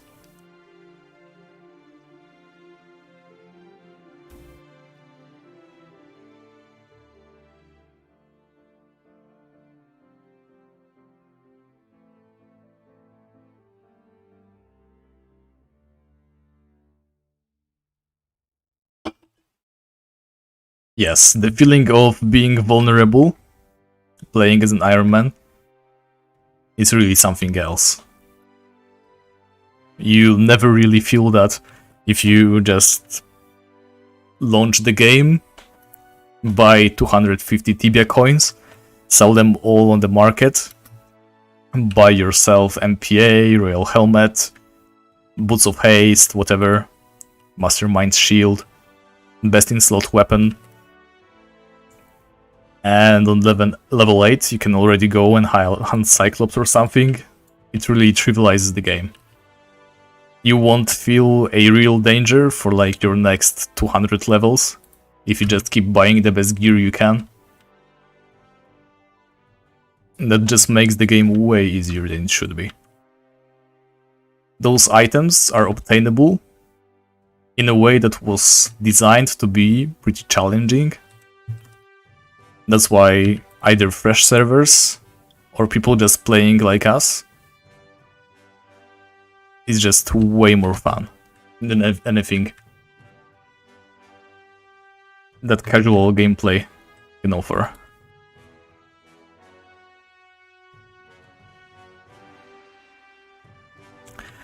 I don't think Tibia would release an official Ironman server. I mean, they might, but much more than that, I would rather see the ability to make an Ironman character. Simply have them apply the rules that we set for ourselves. Make you unable to pick up items that didn't belong to you. Just make the challenge legitimate. Same things we do, but simply limited by the game mechanics itself. Make you unable to buy items on the market, make you unable to pick up items from others. Of course, I can't see how they would stop people from using other players' help, aka clearing quests, etc. But I suppose the Ironman challenge is all about just being honest with yourself. If you think getting boosted by other players is okay and that brings you fun, then, well, I suppose you should just go for that. It would be cool to be officially recognized by the game, but honestly, I don't think it matters that much. We're mostly playing it for ourselves, right? We're having fun playing like that, and we don't need other people to tell us that we're cool or anything. At least, I hope that's not why you guys are doing this. I am definitely not.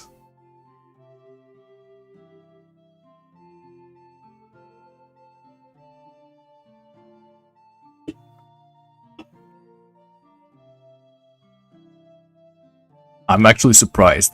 There's 14 people watching me right now. And all I've been doing is walk the very same route over and over again, hitting the same enemies in the same order. It's actually crazy. I mean, I'm glad you're enjoying this. I mean, I hope you're enjoying this. But I seriously cannot see what's so fun about watching this kind of stream. Like I said before, I wanted to do my homework and just check what other Tibia streamers look like. What do they do to keep it entertaining? But I didn't do that. Hopefully I come better prepared next time. But hopefully you don't mind this format. was a spur of the moment idea to do the stream today. I just wanted to see how many people are actually interested. Plus, like I said, the next step, obtaining the Naginata, might take a while. And I don't want to keep you guys in the dark for too long. Especially since I learned some more things. And I don't want to make another video just explaining why things aren't exactly the same way as they were just 5 minutes ago. Oh, thank you very much. Honestly, I wouldn't want to become a huge streamer or anything. I've seen many Twitch streamers that have like a couple thousand watching them, sometimes even more. Those huge ones. And just looking at the chat there, it's just a constant stream of messages coming from all directions. Those people, I guess, they try to do the best content they can. However, at that point, they shouldn't just be streaming. They should just, they should just make it a video if they have that kind of watcher base, not sure how to call that. If they have such an audience, they should really just focus on their production value, make it more enjoyable for the huge amount of people that want to watch them. Streaming doesn't really make sense if you have so many people watching you, so many people trying to interact with you, that you cannot actually interact with most of them. Like, at some point, you might be unable to talk to everyone, then you have to like focus on only the people who are your members or subscribers or whatever. Then you have to like ignore everything because it's impossible to read the chat, like 10 messages per second. So you only start reading messages that come via donations. It turns into this weird toxic environment when the watcher feels like he has to pay money to the streamer just to get a little bit of attention. I really hate this system. I don't think it's healthy at all. Why I'm streaming? It's because I just want to have a small community, a couple of people I can talk to, I can share my experience with. I wouldn't want to become huge in any way. This interaction is what I am mostly after.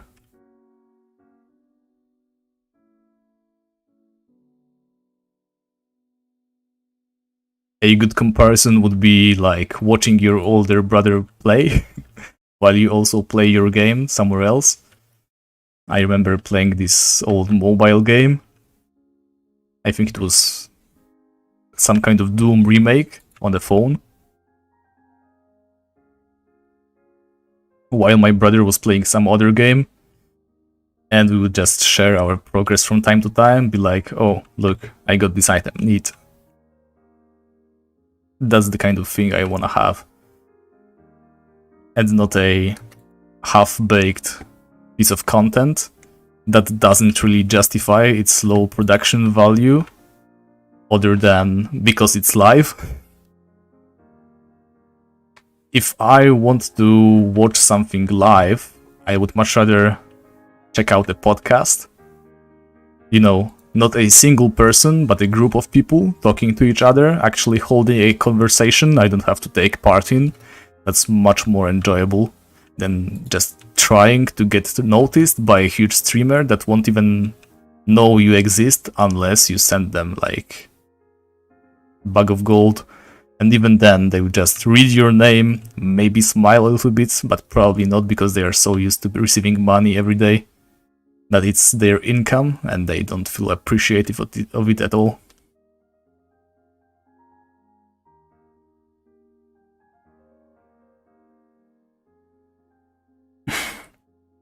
Good night, NV. I'll see you later, I guess. Sorry, I was just rambling for a while. I didn't notice your message. Good Good night, and I'll see you later.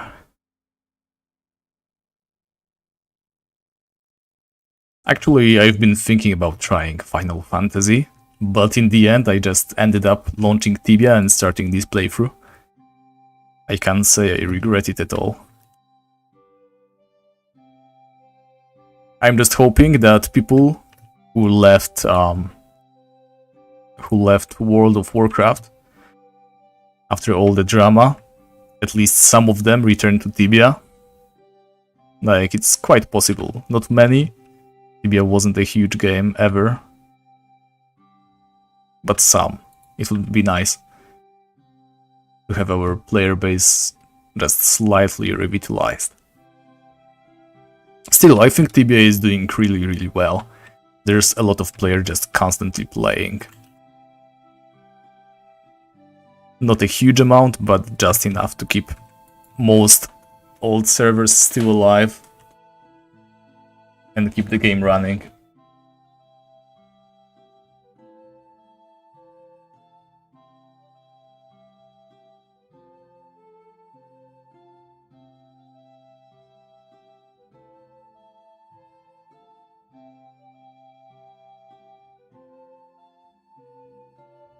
Well, to be honest, it's hard to find an MMO that isn't all about grinding.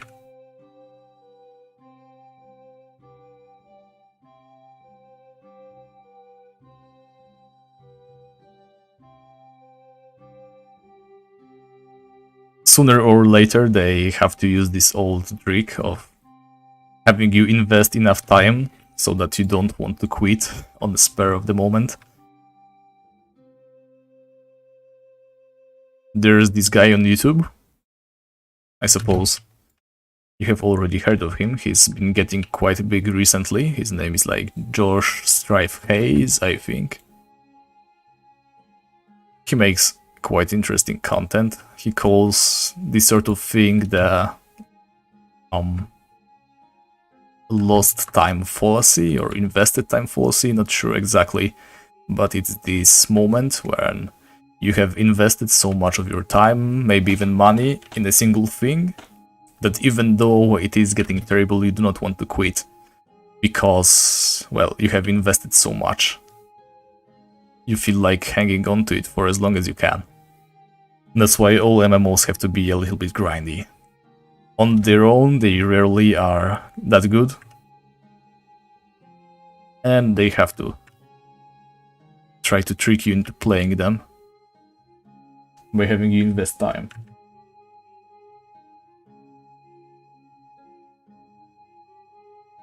Actually, Santiago, I remember logging in some time ago.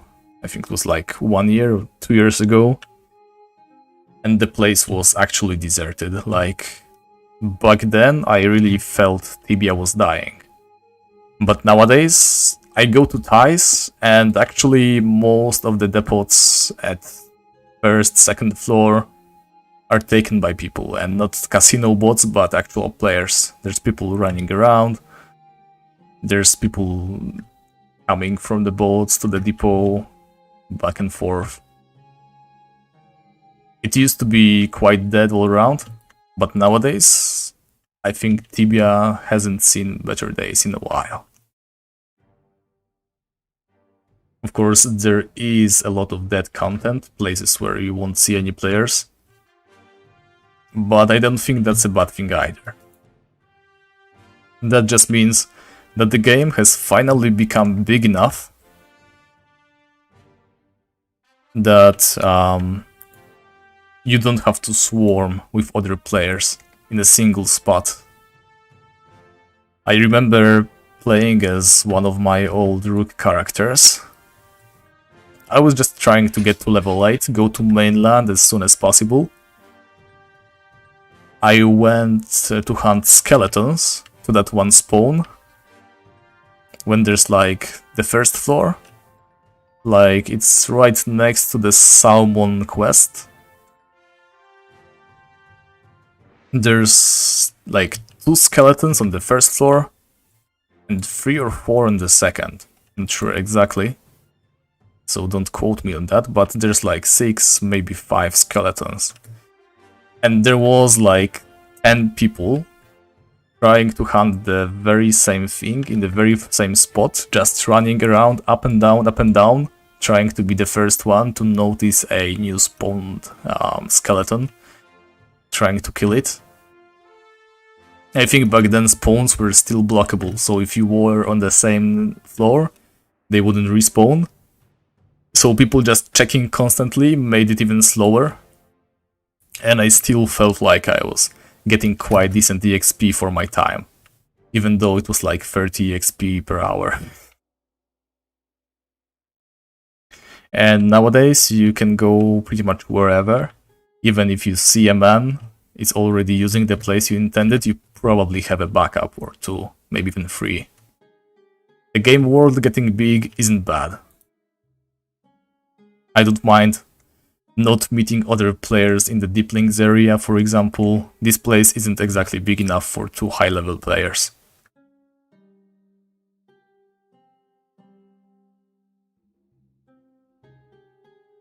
But I still do enjoy going to a big city, a hub, and seeing a bunch of people who just returned from their hunts. Maybe they are just making, tidying up their depot chest. And you get to see that nowadays. No matter if you go to Thais, to Caroline, you are going to see people. And I think that's pretty great.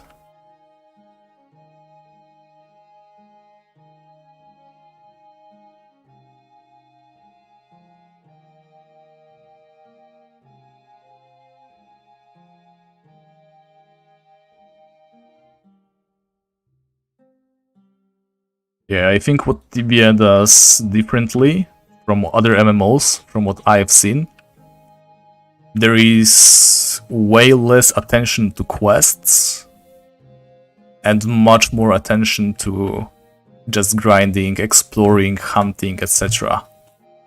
There are quests, but none are mandatory. There is no main storyline that you have to follow. They attempted to do that by introducing the Rookie Guard quest at once. That was a failed project in my opinion. Like, it exists, you can try the Rookie Guard quest line up to this day, but it's not even remotely interesting. Like, it's just casual tasks. I kind of enjoyed the writing on that one. It makes use of some of the mechanics pretty interestingly. It teaches you that there's like elemental damage, that you can use items to protect yourself. It serves as a pretty good tutorial, but it also is kind of wrong compared to the entire rest of the game. Because Rookie Guard quest holds your hand and shows you how to do everything. Meanwhile, the rest of the game is nothing like that.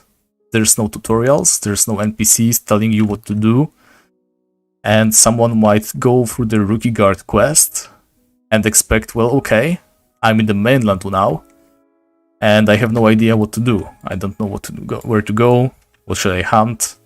There's no NPC standing there telling me, well, maybe you should go there and do this.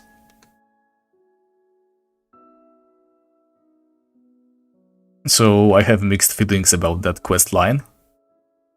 But apart from that quest, Tibia really doesn't force you to do anything. If you don't want to do any quests, then you don't have to. They have been adding some story-driven quests, with the Turmoil of War, for example. Actually, that's an old one, so maybe I shouldn't mention it, but there have been newer quests.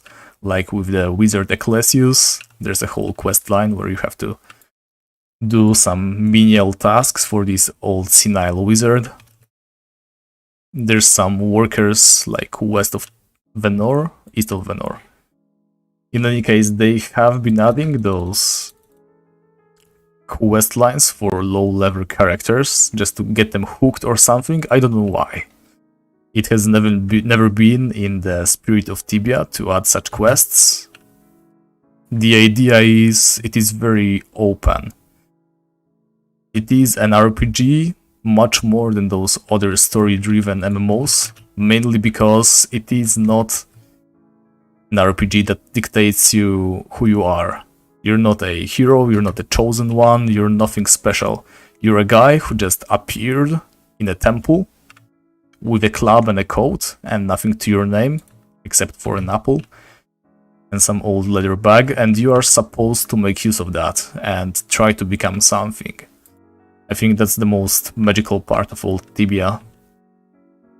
You're nothing special, and the things you gather, the places you explore, is what your story becomes, instead of the writers trying to add some narrative to your character, like, I don't know, having you find some legendary items over and over again, because in order to progress, the items you get have to become even legendarier. You get rewarded for exploring, finding quests. The writing is pretty good in a way that you just find items, you find quest areas that sometimes even have a story, but if you don't care, you don't even have to know the story. You can just grab the items and go. If you want to explore, if you want to learn, then you can. There definitely is some sort of story to Tibia, at least some of the places and areas. However, you are not forced to, you're making your own story. And that's why I think, even though it is very basic, Tibia is still way more RPG than any other MMORPG currently. You can still access Rookguard. When you start the Dawnport questline or whatever, you have to kill this Raptor or something when you get taught the basic fighting mechanics. Then you go upstairs and there's this guy just standing there menacingly. You can talk to him, and if you ask him about Rookguard, he says that it's an old place and you won't have much fun there, but you can go if you want. And if you say yes, then he takes you there, and you can still do the entire Rookguard questline.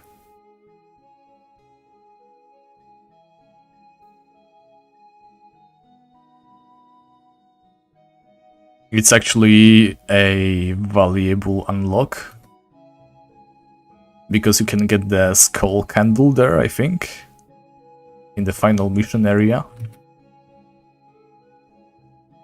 So if you want to gather all items for your collection, you definitely need to do the Rookguard questline. Plus, if you intend to play as a free account Rookstayer, you have to initiate the Rookguard questline to get the studded legs. There's no free account Spearman, Orc Spearman, except for the Orc Fortress that you cannot even enter if you're not on the Rookguard quest.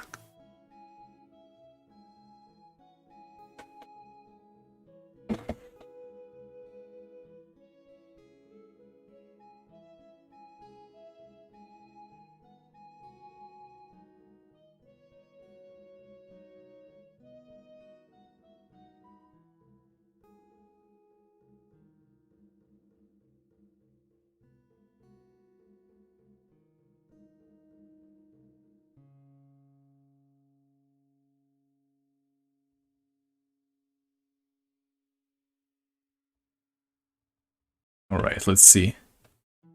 55k per hour. That's not that bad. 51 more minutes and we'll be level 55.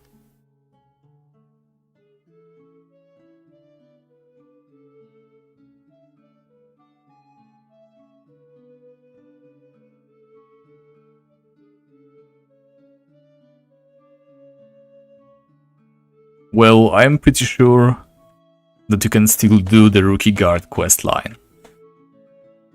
Like 90% sure. The NPC is still there. You just have to talk to him on level 2 and you should be good to go. I know that last year, I think, I was playing around with my Rookstayer character, and I was trying to get some additional unlocks, some additional items. And I definitely remember just making an alternate account rather an additional character on my account, just to access the quest line, and it worked perfectly. If they haven't removed the quest line in the past couple months, then it should still definitely be there.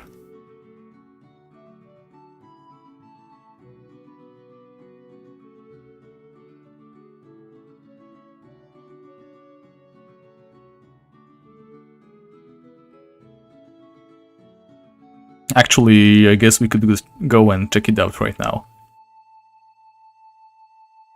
I'm quite curious myself if they removed it or not.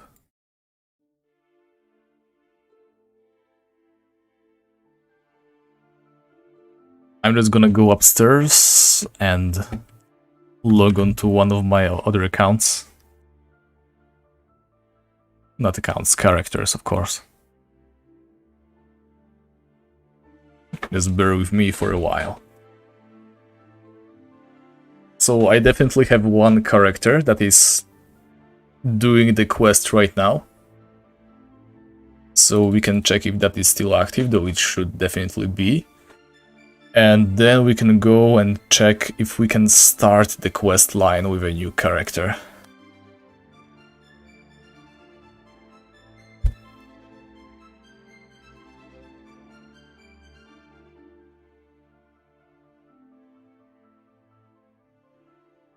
It can be just a while longer.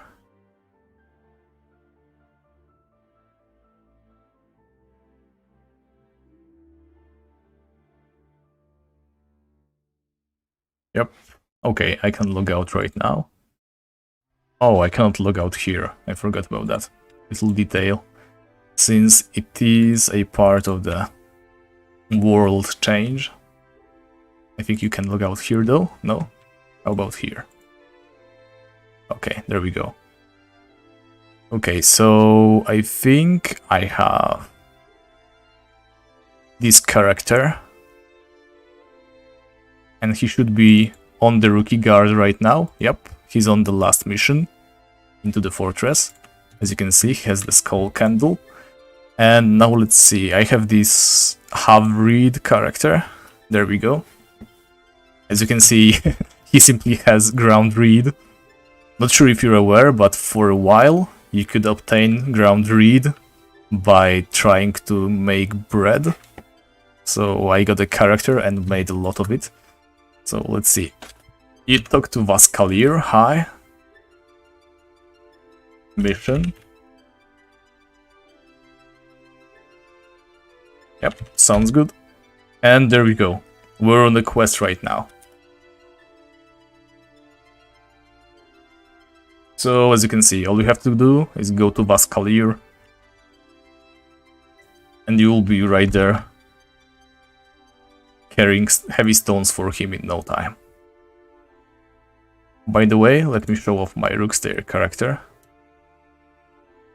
My entire brass set. Just wanted to flex. And back to the stream.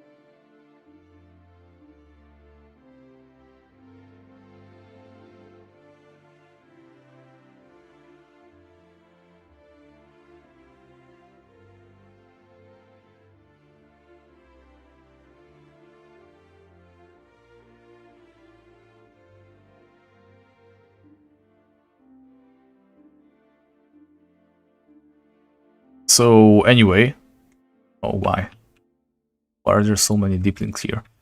I've been meaning to discuss something, but I forgot. All right, the way Tibia quests work, it's very similar to how RuneScape handles everything. In RuneScape, they have this very similar way of handling who your player character is, as in you're pretty much nobody. You land in a rookie island, you're no hero, you're nothing special. You just somehow get there, and you're thrown into a world that you are supposed to explore and handle yourself. And you stand before a choice. You can like go enter a wiki site, read how to handle quests, what items to use, what's the best, what's the worst, what areas are good for hunting, for skilling up, etc. Or you can play by yourself and explore everything by yourself. Same goes for Tibia quests. They are more like puzzles, honestly. Sometimes there's like books or NPCs that you can question in just the right way. And if you are able to do that, then you can access some quest areas. For example, the Outlaw Camp quest. Honestly, I'm not sure how it got figured out at all. The fact that you have to use a power ring and move that barrel over there, that it has to be this one specific type of barrel. Are there any kinds of clues as to why that is? I have no idea. Why? Because I checked the wiki and, well, I simply got told how to do the quest. And now that I know, I can't unlearn it. And actually, I think that's a damn shame, because exploring that and figuring it out for yourself, if there are any clues to be found in the game world, are probably that much more interesting.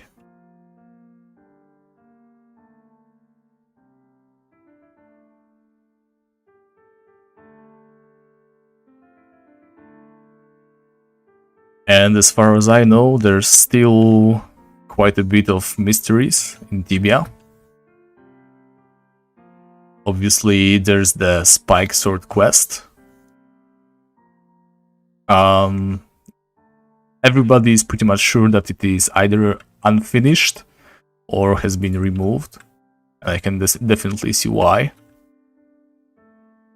At least back in the day. Nowadays, it doesn't make much sense. But, well, I feel like the only reason that many people even bother to come to Rookguard is because they want to, like, relive this mystery that cannot be solved. I can definitely see where they are coming from. And the other example, there's this also a Spike Sword quest actually, but it's on mainland. There's this cave somewhere, I can't remember where exactly. I used to explore that area quite a long time ago, but it is literally called the Spike Sword quest. On the way there, there's a bunch of fire devils. There's even some fire devils like standing on inaccessible tiles. In order to reach the Spike Sword, you have to like find hidden levers and pull them so that you can make your way through to a body, and that body contains the Spike Sword. Except that apparently isn't the entire quest, because behind a magic wall there is also some dragons and a path that leads further forward. And nobody knows how to remove those magic walls, how to enter the area with the dragons. It definitely seems like something, and we just don't know. Has it been removed? Have we been just too dumb to figure out how to enter the area? There's just some places in Tibia that don't even have any clues to them. There's no records in books, there's no lore that you can learn. It's just a matter of, well, either figure it out or never access it. Probably the mapper who was making that quest either didn't finish it, or made it so ridiculously difficult that nobody even cared.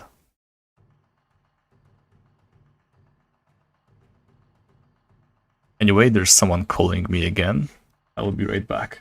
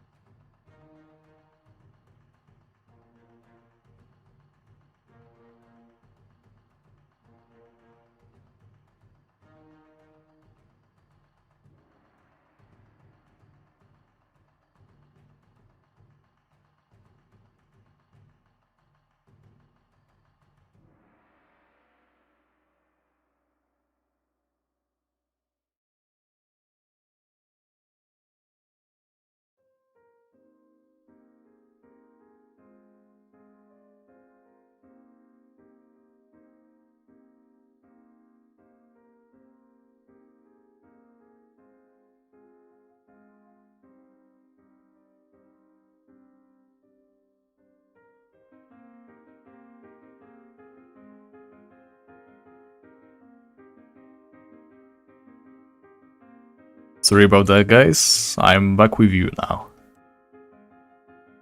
So, the chat has been awfully quiet. That definitely doesn't help me when it comes to chatting with you. Back to the previous topic, that Spike Sword quest on mainland. I just remembered that I explored that area with my old acquaintance in-game, Dragon Scale Legs, but we weren't able to come up with anything, so it was a dead end for us. I think I've seen him log in some time ago. So if he logs in again, maybe I could ask him about it again, because he had way more info on it than I did. We could do a whole exploration video on it as well.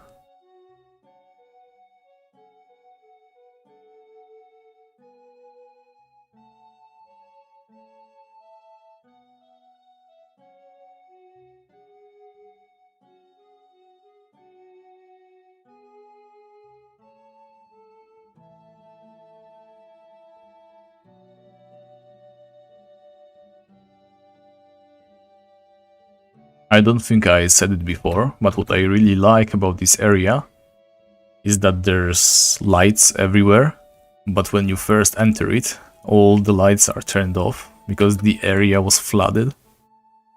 I think it's a nice touch that you can actually illuminate the area with fire, but it's not illuminated to begin with, since it was supposed to be underwater.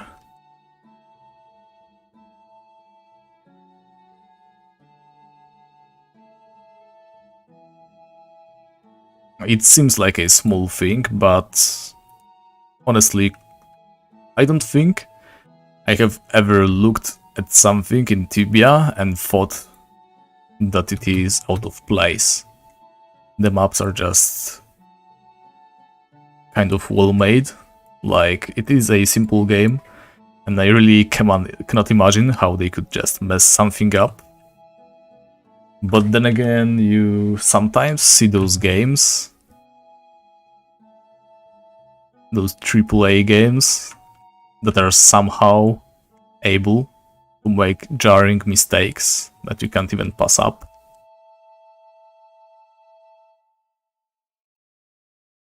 Like lore contradictions.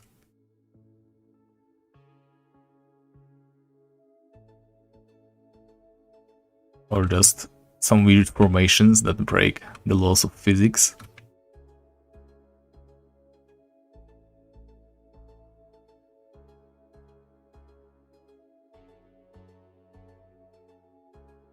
My YouTube keeps telling me that my bitrate is lower than recommended.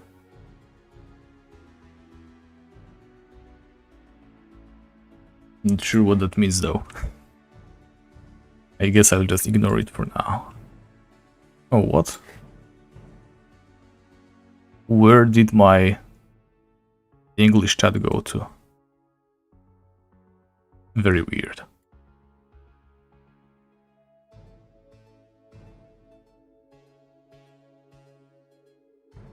So anyway, is there anyone in the chat still?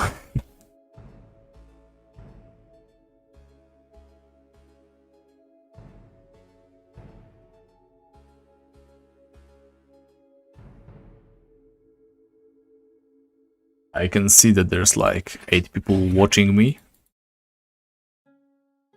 but nobody's really active. It's not helping me.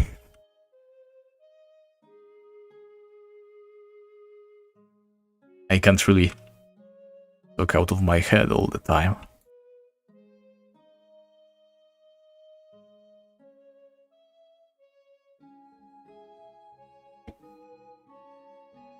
I remember when I first discovered this area, I would just focus on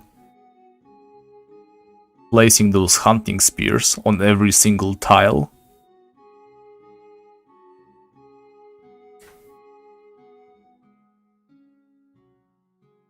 Guess that's what I am doing right now, but as you can see, I don't bother to separate them because they usually come in stacks or 2 or 3. It would be much faster if I did that, but I cannot be bothered. The other reason I really like deeplings is that they don't have that many trash item drops. Like, it's only the hunting spears. They are pretty common, but I can handle them. All you have to do is remove 1 item every now and again. But if you're hunting as a free account, and you're hunting like, I don't know, Valkyries and Amazons, those drop a lot of trash. They can drop like sabers, daggers, skulls. I think there's some other items too, but I can't remember them right now. In any case, there's a lot of trash items that they can drop.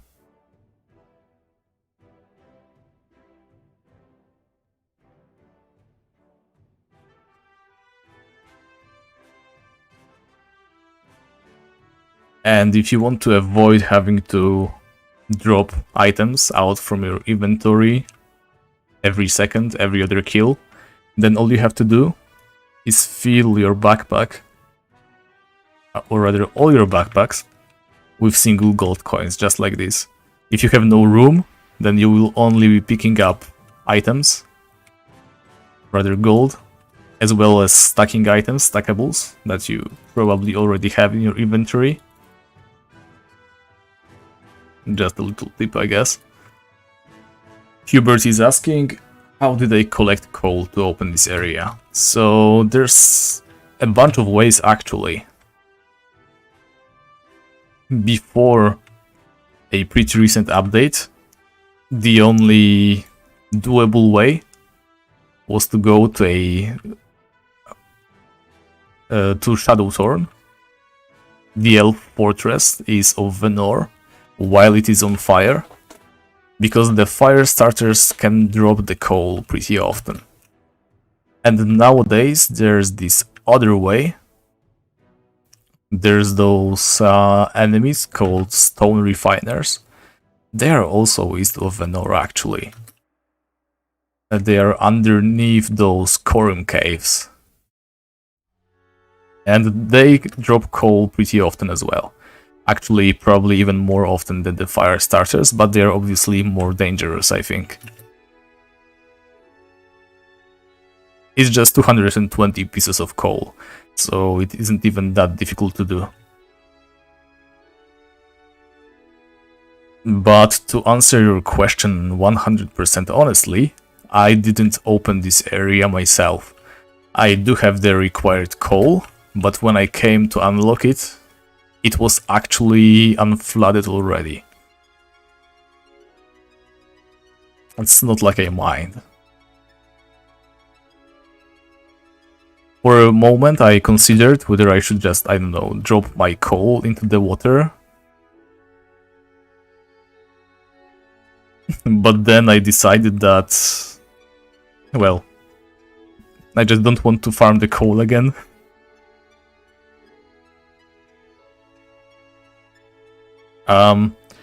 This is my main account. I don't have any other accounts. I actually got 7 days of free premium when I launched the game, and I was specially waiting for the premium time to expire so that I could start this series.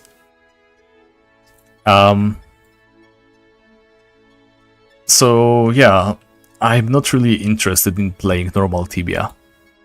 I'm having way more fun playing like this, in this challenge. If I ever feel like playing normal Tibia again, I will probably just pause the challenge, buy 1 month, see if I care at all to play normal Tibia again, but I don't think I ever will. I remember what it was like, and I seriously have no desire to return to that mindless grind. Besides, it would be quite an investment to rebuild, because I sold pretty much all my items to unlock this outfit. And then I sold whatever left I had. All the valuables, pretty much everything was gone. Just so that I could switch my name, because originally my character was called Skogul of Iron. But it sounded pretty silly, and then I came up with the Ironclad idea. I liked it way better, so I sold some more items, bought enough Tibia coins to switch. So my old characters are pretty much empty, just levels and skills.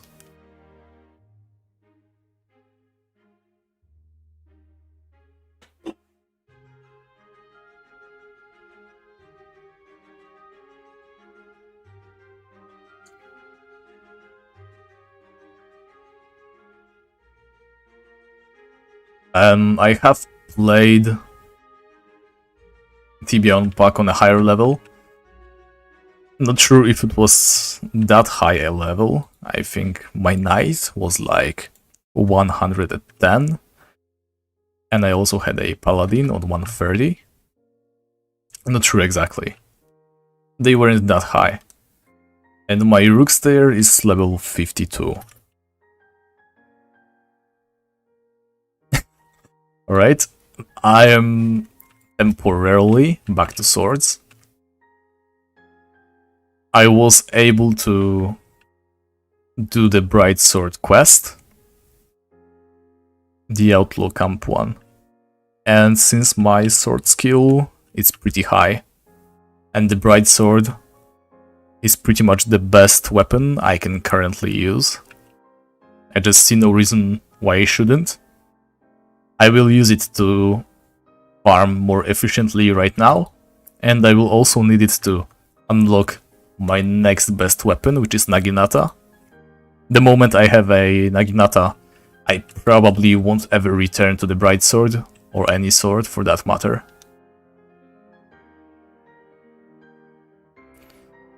Yeah, my rooks there is nothing special. I think level 50 is just like maximum of a month of serious grinding.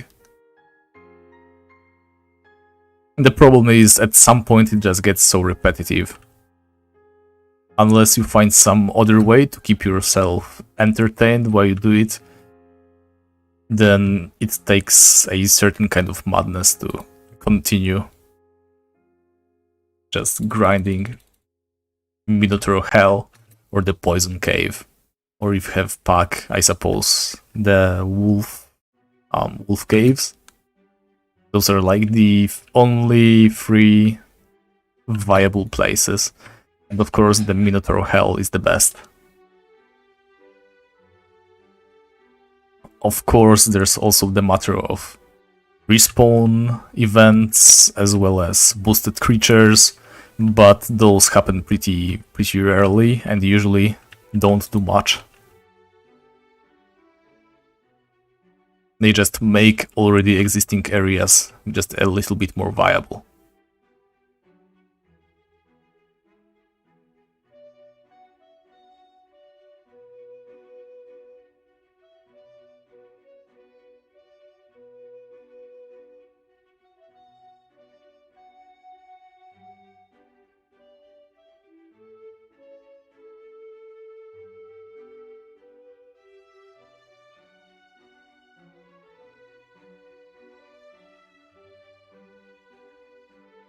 There we go, another life ring.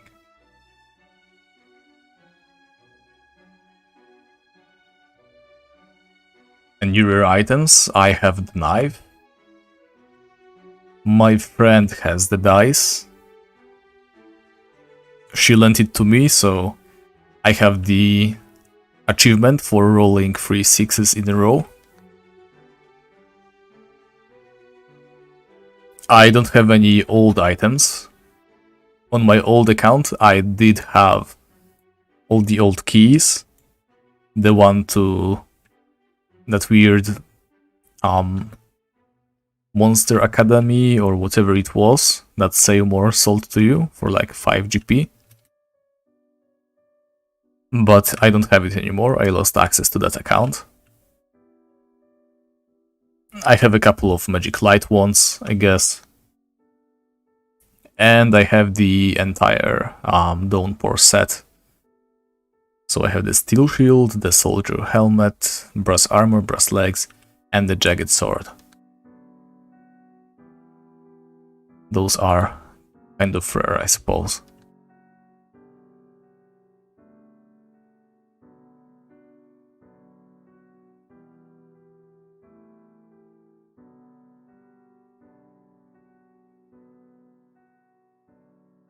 I know there is a guy on Sakura who also has... what's their name? A life fluid. He has shown it to me, so it's definitely there. Yeah, but I'm definitely nowhere near the top. I have a friend who's over level 100 already. She would just log in every day for a long time. Just do her stamina on Mino Hell. Amazing stuff, honestly.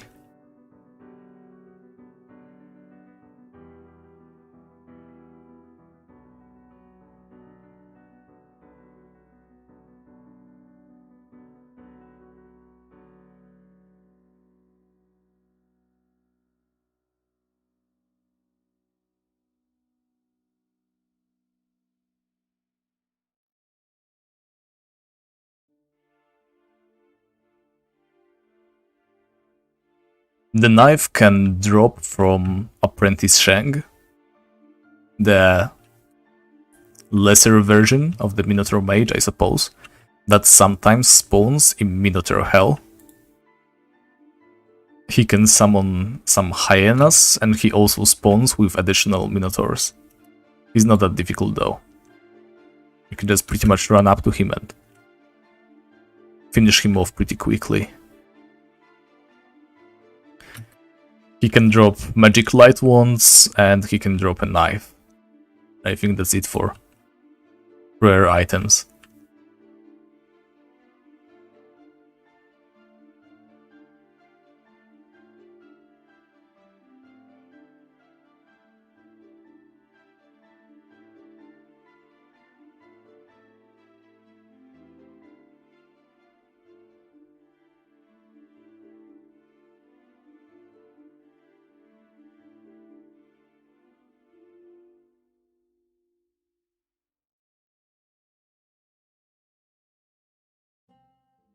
That life ring is almost gone.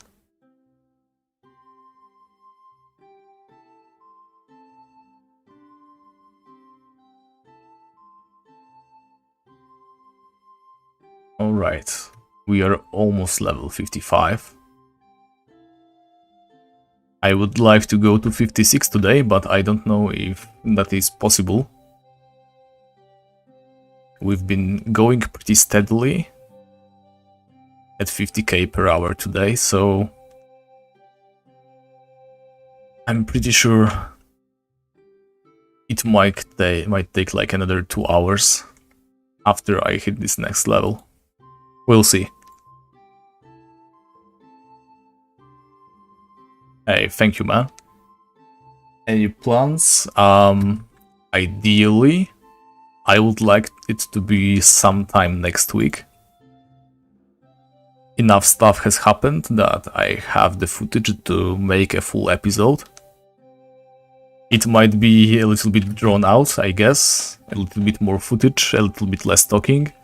But still, some very important upgrades if I am able to make them. And I think I will be starting to stream more and more. Mainly because there will be a lot of unlocks that are going to take a while. Long, drawn out and repetitive boss hunts, or farming simple spawns of enemies hoping for a rare drop, stuff like that. So, in order to avoid having to like hang up my channel for entire months, because it might just as well take that long to obtain some of the items, I'll just be streaming me trying to obtain them. And then probably just taking the footage from those streams and making that into videos. But we'll see. I am still quite far away from that. There's some items that I can definitely get quite swiftly.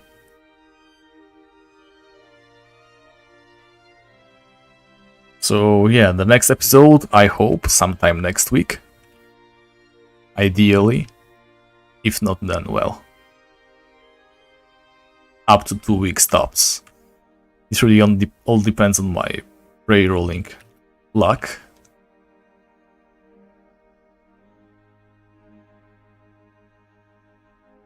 And the next video after that, it may take a while. I don't want to make a video on a single unlock, because, well, there would be just nothing to put in there. Ideally, I would like to show footage of me obtaining like 2, maybe 3 items, you know, something that just matters. Not random things that happened. Just to keep you occupied. But that just simply means that since my new items and unlocks become more and more rare, the videos will become more and more sparse.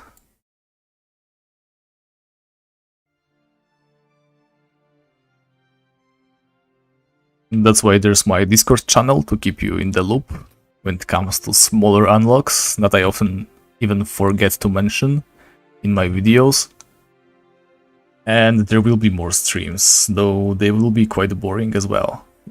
Probably even more boring than this one. For example, farming the Black Knight.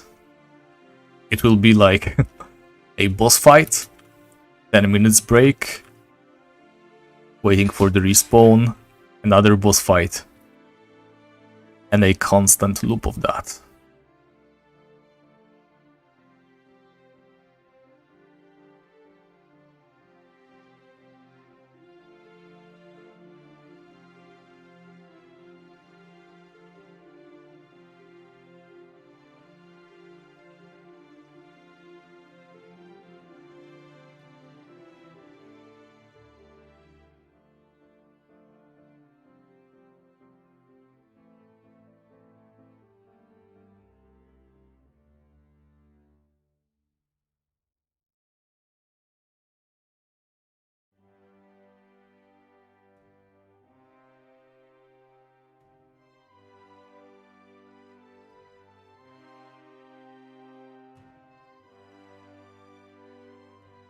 Yes. The best sword you can get is definitely the giant sword. That's the main reason why I decided to switch to Axis. My first and foremost goal was going to be obtaining the best gear, and I'm afraid the swords just simply stop at some point.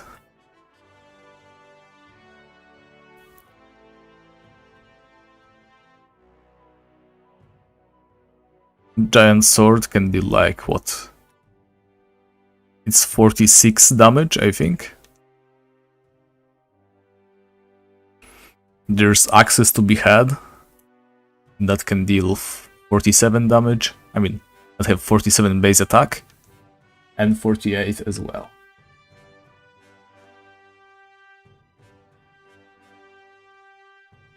Actually, I really like the fact that the Black Knight remains as he is. All they did was remake some of the aesthetics, but I suppose that just happened organically when they updated the way fire looks and the cave walls are generated. It's just a very complete quest, I think. It's just a random story. I mean, it doesn't make that much sense.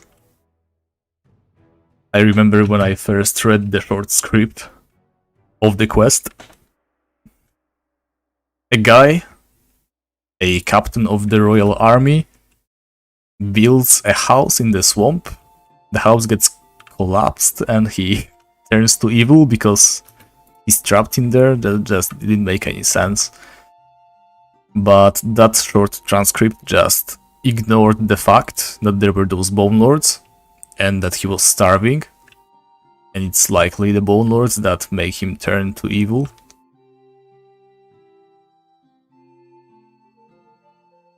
It's actually quite an interesting short story.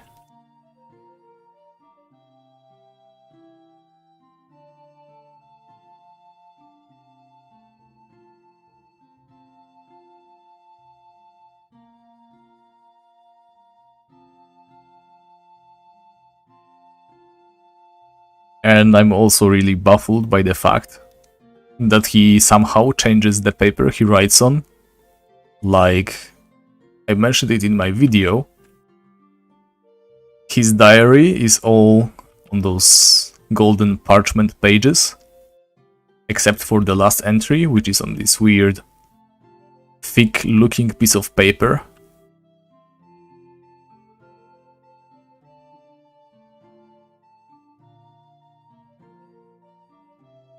Alright, they added the Wyvern as well. Honestly, I think the Wyvern is unnecessary. I guess they wanted to make it more of a boss battle.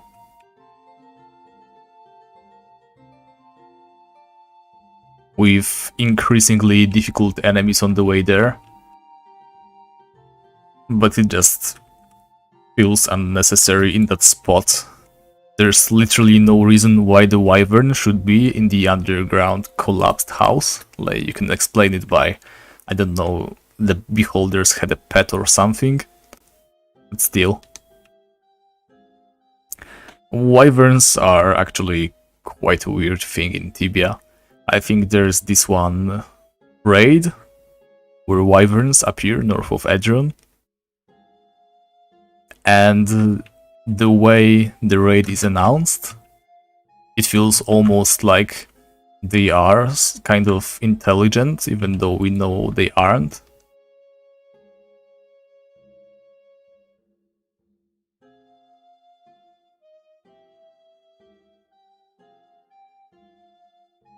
I'm not sure what exactly it says, but it's like, it asks rhetorically what evil purposes they have or something like that.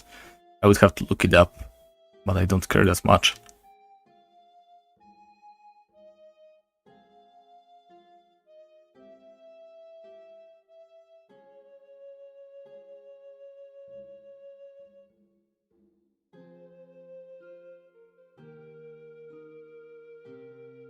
Okay, I'm almost filled. it comes to gold.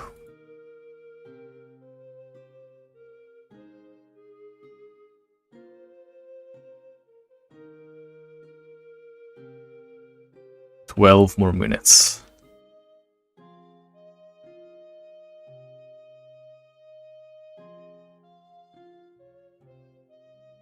Oh, yeah, that's the one. Evil intentions. Like, I guess you could just shrug it off as a weird way of putting it.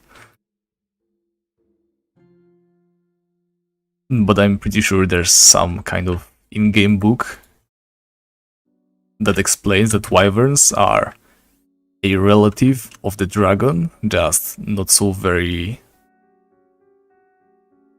evolved or whatever. And then there's also worms. There's even more questions as to what the hell is going on with the dragon family.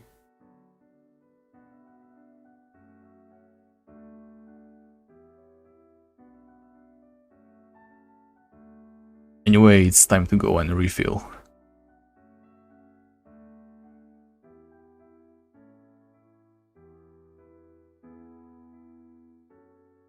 No, there we go again. This guy has been reporting everybody who would spam their advertisements in the English chat. Like, I get that he's, well, annoyed that people are spamming the chat with advertisements.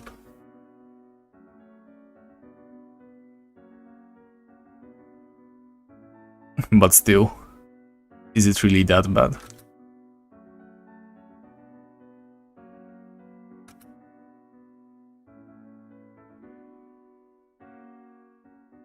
Let me just kill the wolves, so that one day my bestiary may be filled.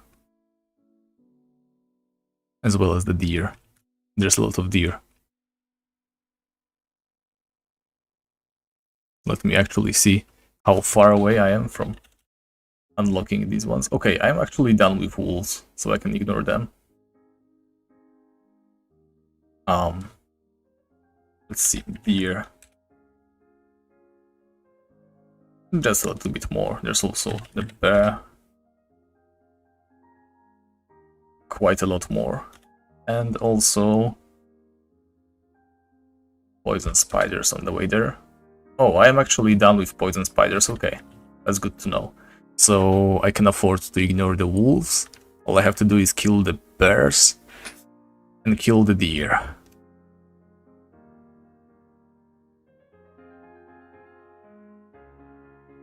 If I found someone's body and items inside, I would either leave those items alone or pick them up, but only to send them in a package to the person that lost them.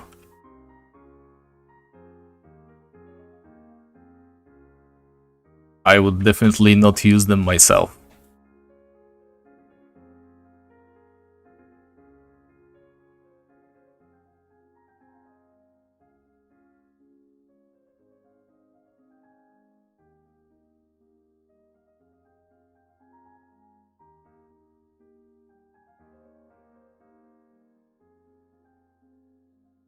If it was a PvP world, then maybe I would consider whether items I receive from killing players are fair or not, but I don't think they should be. That's not the essence of my challenge.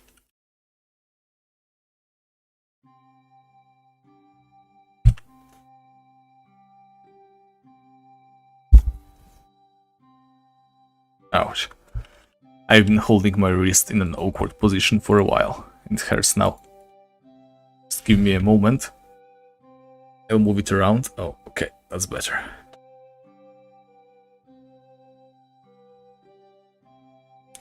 Let's store those rings. Leave only 2 behind. There we go. Eat some more eggs. That's a nice amount of rings. More eggs. Perfect.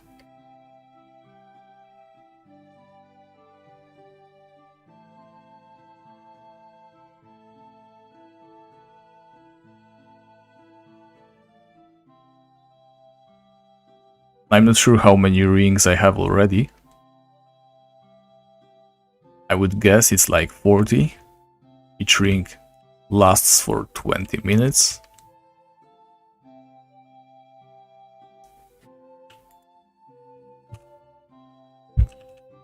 It's actually not that much yet.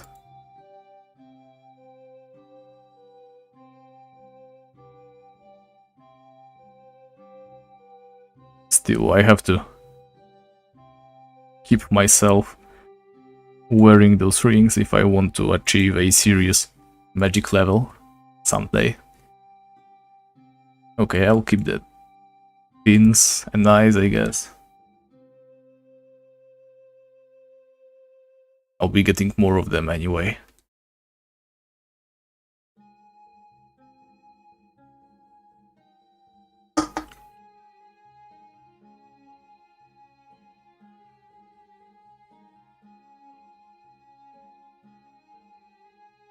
Alright guys, I need a short bathroom break.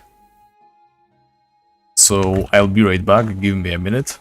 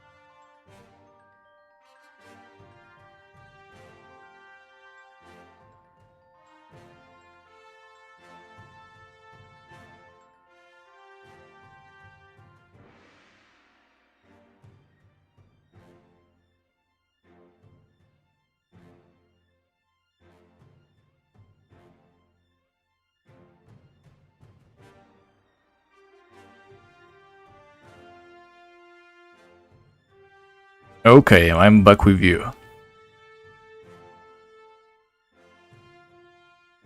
Let's see. 1 minute left, perfect. So, regarding my content actually, I've been thinking about making some other series. Like I mentioned before, I probably will be running out of content I could upload regularly with this character. Of course, I will continue to work on it, but the updates will be getting more and more scarce. That's why I've been thinking about what other kinds of videos I could do. I was thinking about some lore videos, though I'm not sure how interesting those could be. I would like to cover things like the spike sword on Rookguard, the history of it. Also, there's the matter of Excalibur.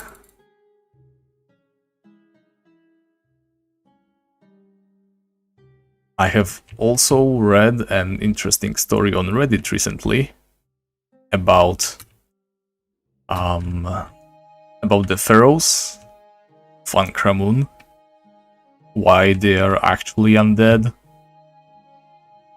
how it all came to be, and how it is connected with genes and stuff like that.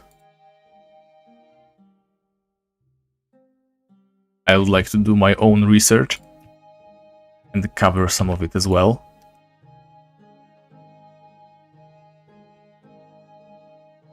Though I'm not sure when exactly I will have time for that, because I would not only have to record footage for that with some other character, I would also need that footage to be done on a premium account, because most of those areas require premium account to access.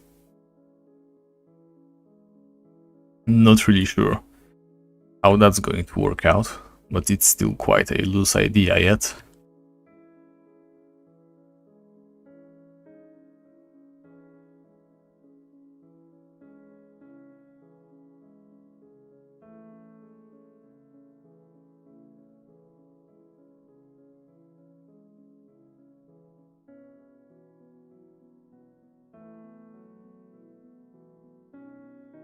I don't know why, but I always get distracted when I see my mouse pointer on my videos. I'm not sure if you guys can see it too. I mean, you definitely can. I'm just not sure if you're paying attention to it that much. But I just always see it like hanging in there awkwardly. Wondering if it bugs you too. I know that there used to be those old recording softwares that would actually highlight your pointer even more with this weird yellow orb. No idea what the reason of that was. It just made the whole thing even more visible and annoying. Not sure if it's just me or it bugs you guys too.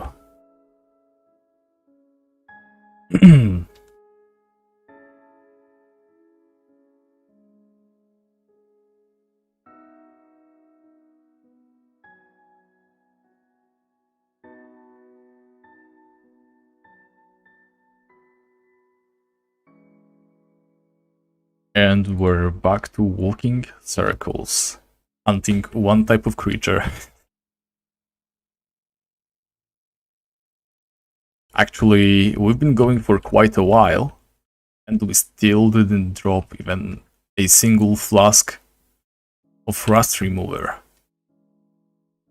That's quite interesting.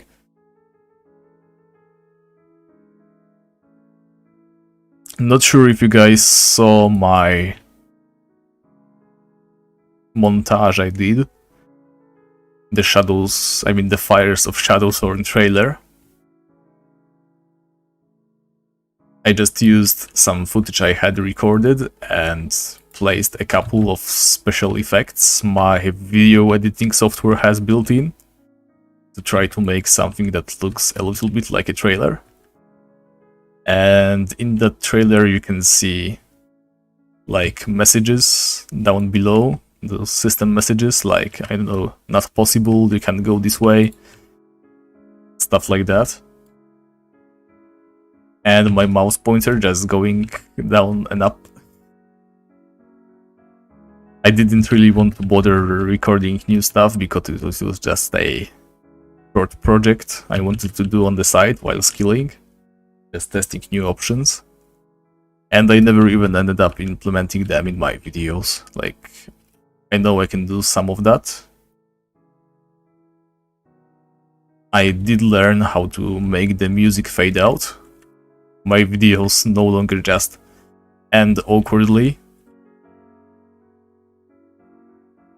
First I make the voice and the music still plays for a while. Then it just gets silent and then completely silent. So I guess that's a plus, but still. I don't exactly have much of a production value.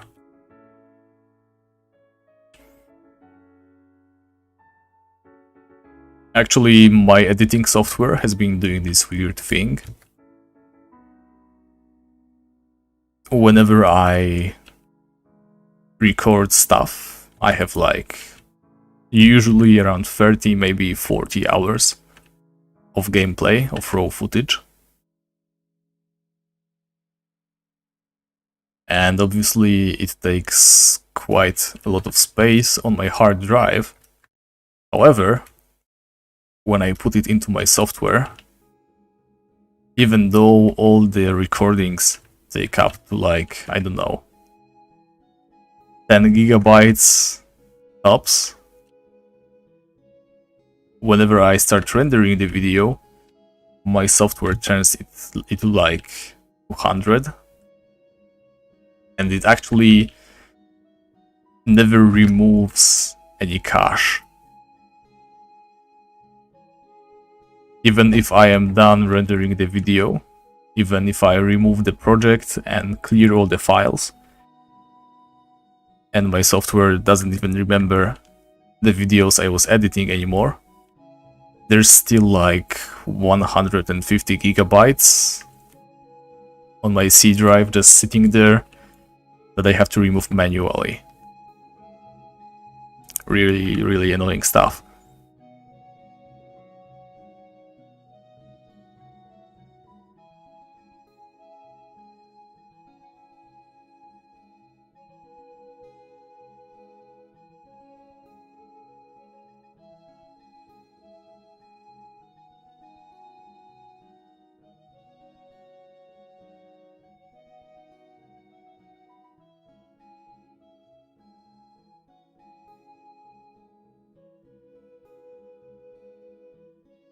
Also, I just recently realized that I won't be able to receive any rewards from the Lightbearer event, because I specifically would need to use a torch that I would borrow from the other player. Though I think I can still collect the midnight shards and hand them in to the NPC for EXP.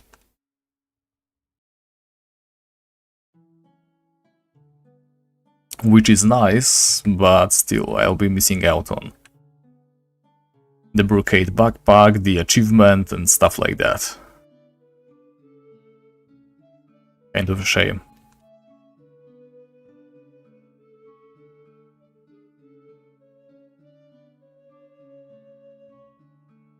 Just a little bit more.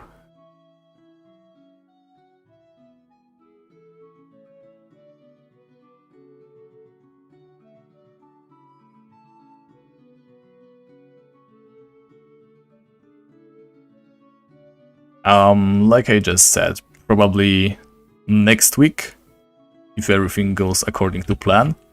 If not, it might be the week after that. But definitely sooner than later.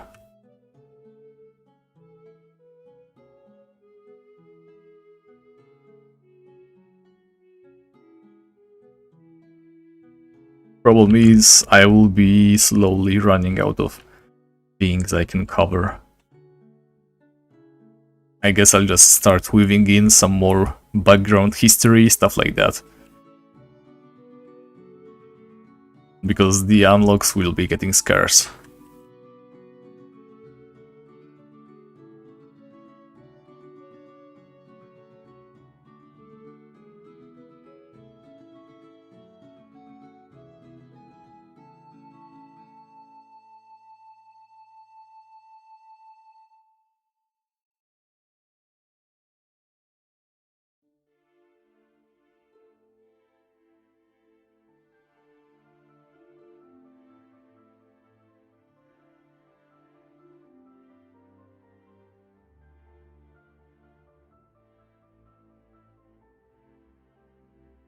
Okay, there we go, another life ring. Actually, I should probably go ahead and check the calculator how many life rings I'm going to need to achieve level 10 of magic. Make it some sort of goal. Though I would have to calculate the life rings that I am using currently, so it might not be as easy. I have quite a lot of things planned for this particular character. My first and foremost goal, the big one, is obviously to get all the best items. Some of the unlocks are going to be very hard to obtain though, as you can expect. Items like Dwarven Armor, Dwarven Helmet, Steel Boots, and the War Axe. Those are going to be so hard to get. I mean, the War Axe is probably the easiest of the bunch, but the others, well, rare items from rare bosses. Possible, but will probably take months of tedious grinding. I can only obtain the Steel Boots from that single boss, Grorlam, the rock golem that appears under Mount Sternum. You actually never know where he is going to appear. I think he has like 4 or 5 different spots where he could spawn. It's a huge area. I have no idea how I'm going to search for him when I'm finally powerful enough to fight him. I will probably just have to make daily trips around the entire Mount Sternum area, because those spots where he spawns aren't even that well documented. I have seen like an old Tibia video when he appeared in that one cave that he is famous for appearing in, but apparently there's other places where he can appear. In any case, it is a rare boss, and I also need a rare drop from him to obtain those steel boots, but those steel boots are going to be the best in slot for my boots. Of course, there's also the boots of haste. Those are easier, and I might get them pretty quickly, but we'll see about that. And I likely won't be using it that much, but we'll see about that. Then there's also the Dwarven Helmet. That one can either drop from the Horned FACC, whom I can only fight once,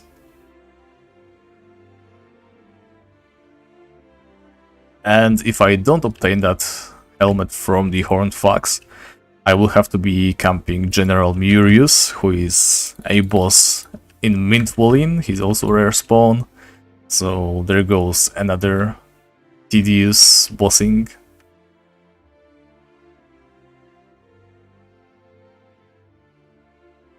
The War Axe is simply difficult to get, because it drops rarely from Lost Bashers. Not sure when I am going to be powerful enough to fight the Bashers. They are going to be quite hard, seeing how my equipment is limited. They can also heal themselves quite a lot.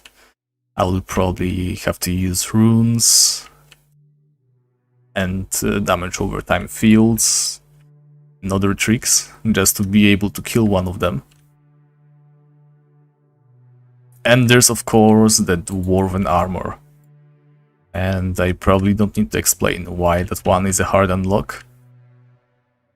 I will have to spend a long time just running around, killing things in the Orc Fortress.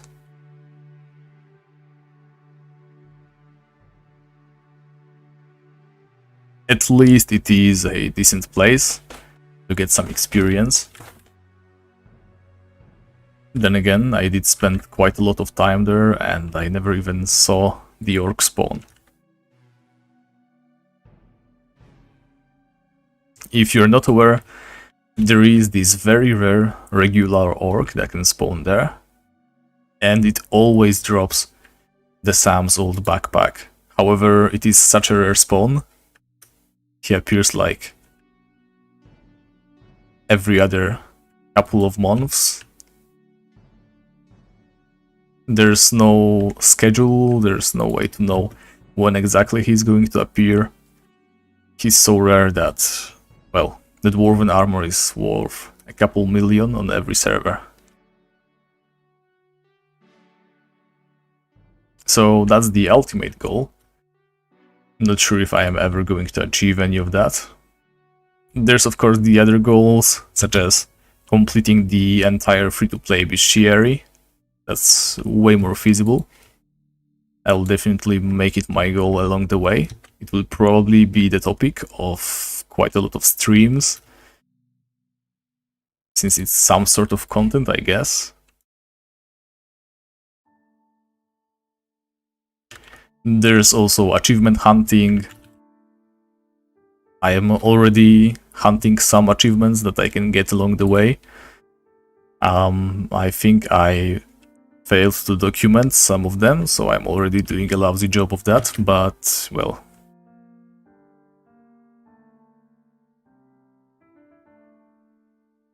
Yeah, good night to you too. Thank you for watching.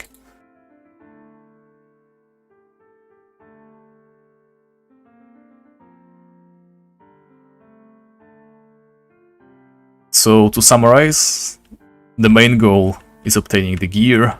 There's also bestiary achievements, but, well, achievements are pretty much a side hustle. Like I said, I didn't really care to document them at all. So it will be mostly just to look nice on my profile, much rather than anything else.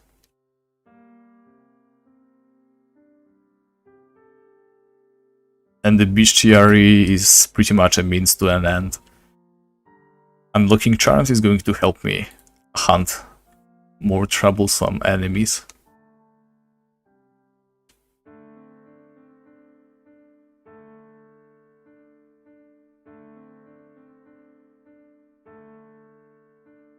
Actually, I'm wondering, does the Black Knight have his own bestiary entry? Oh, he doesn't. That's interesting. So he's a boss, I guess.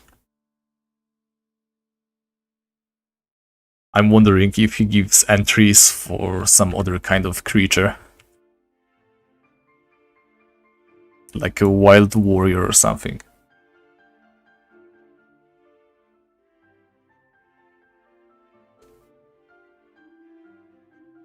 I would actually have to check the entire humanoid section. Bandits, hunters, wild warriors, poachers, adventurers, yes. There's nothing outlandish on that list, so I don't think he counts as anything special.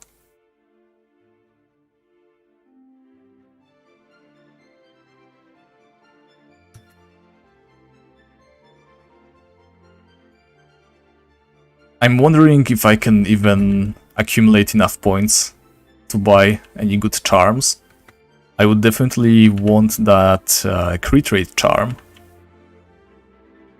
But I'm not sure if there are even that many free-to-play creatures. I would have to count it. I might include that in my next video as well. If I don't forget, that is.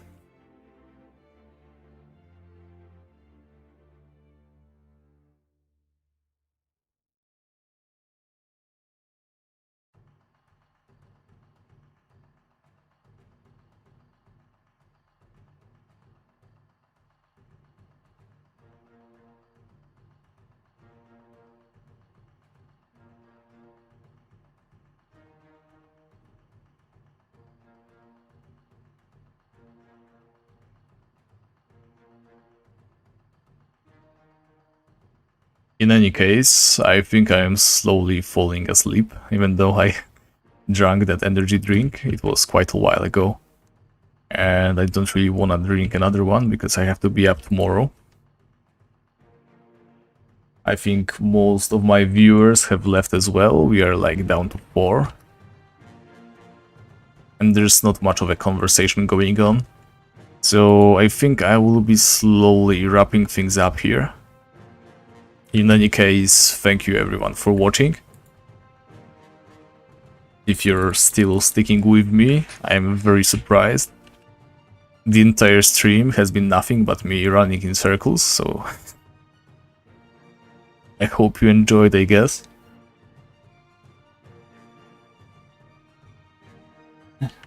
Just to answer the question really quickly, I started with swords.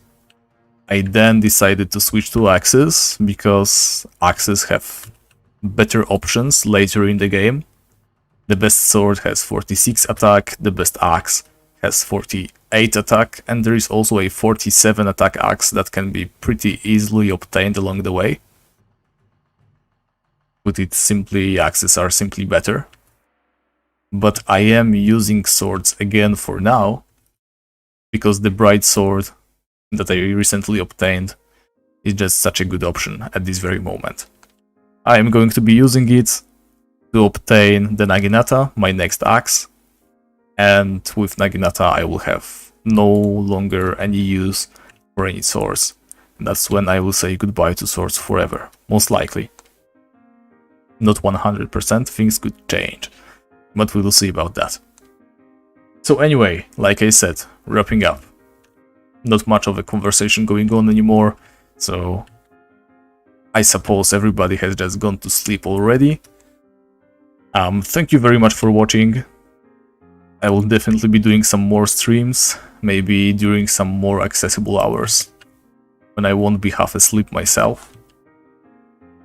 I might just chill and play a little bit longer myself, but definitely not gonna stream that because, yeah, I'm quite tired and not much of a conversation myself. So thank you very much for watching, and I will see you guys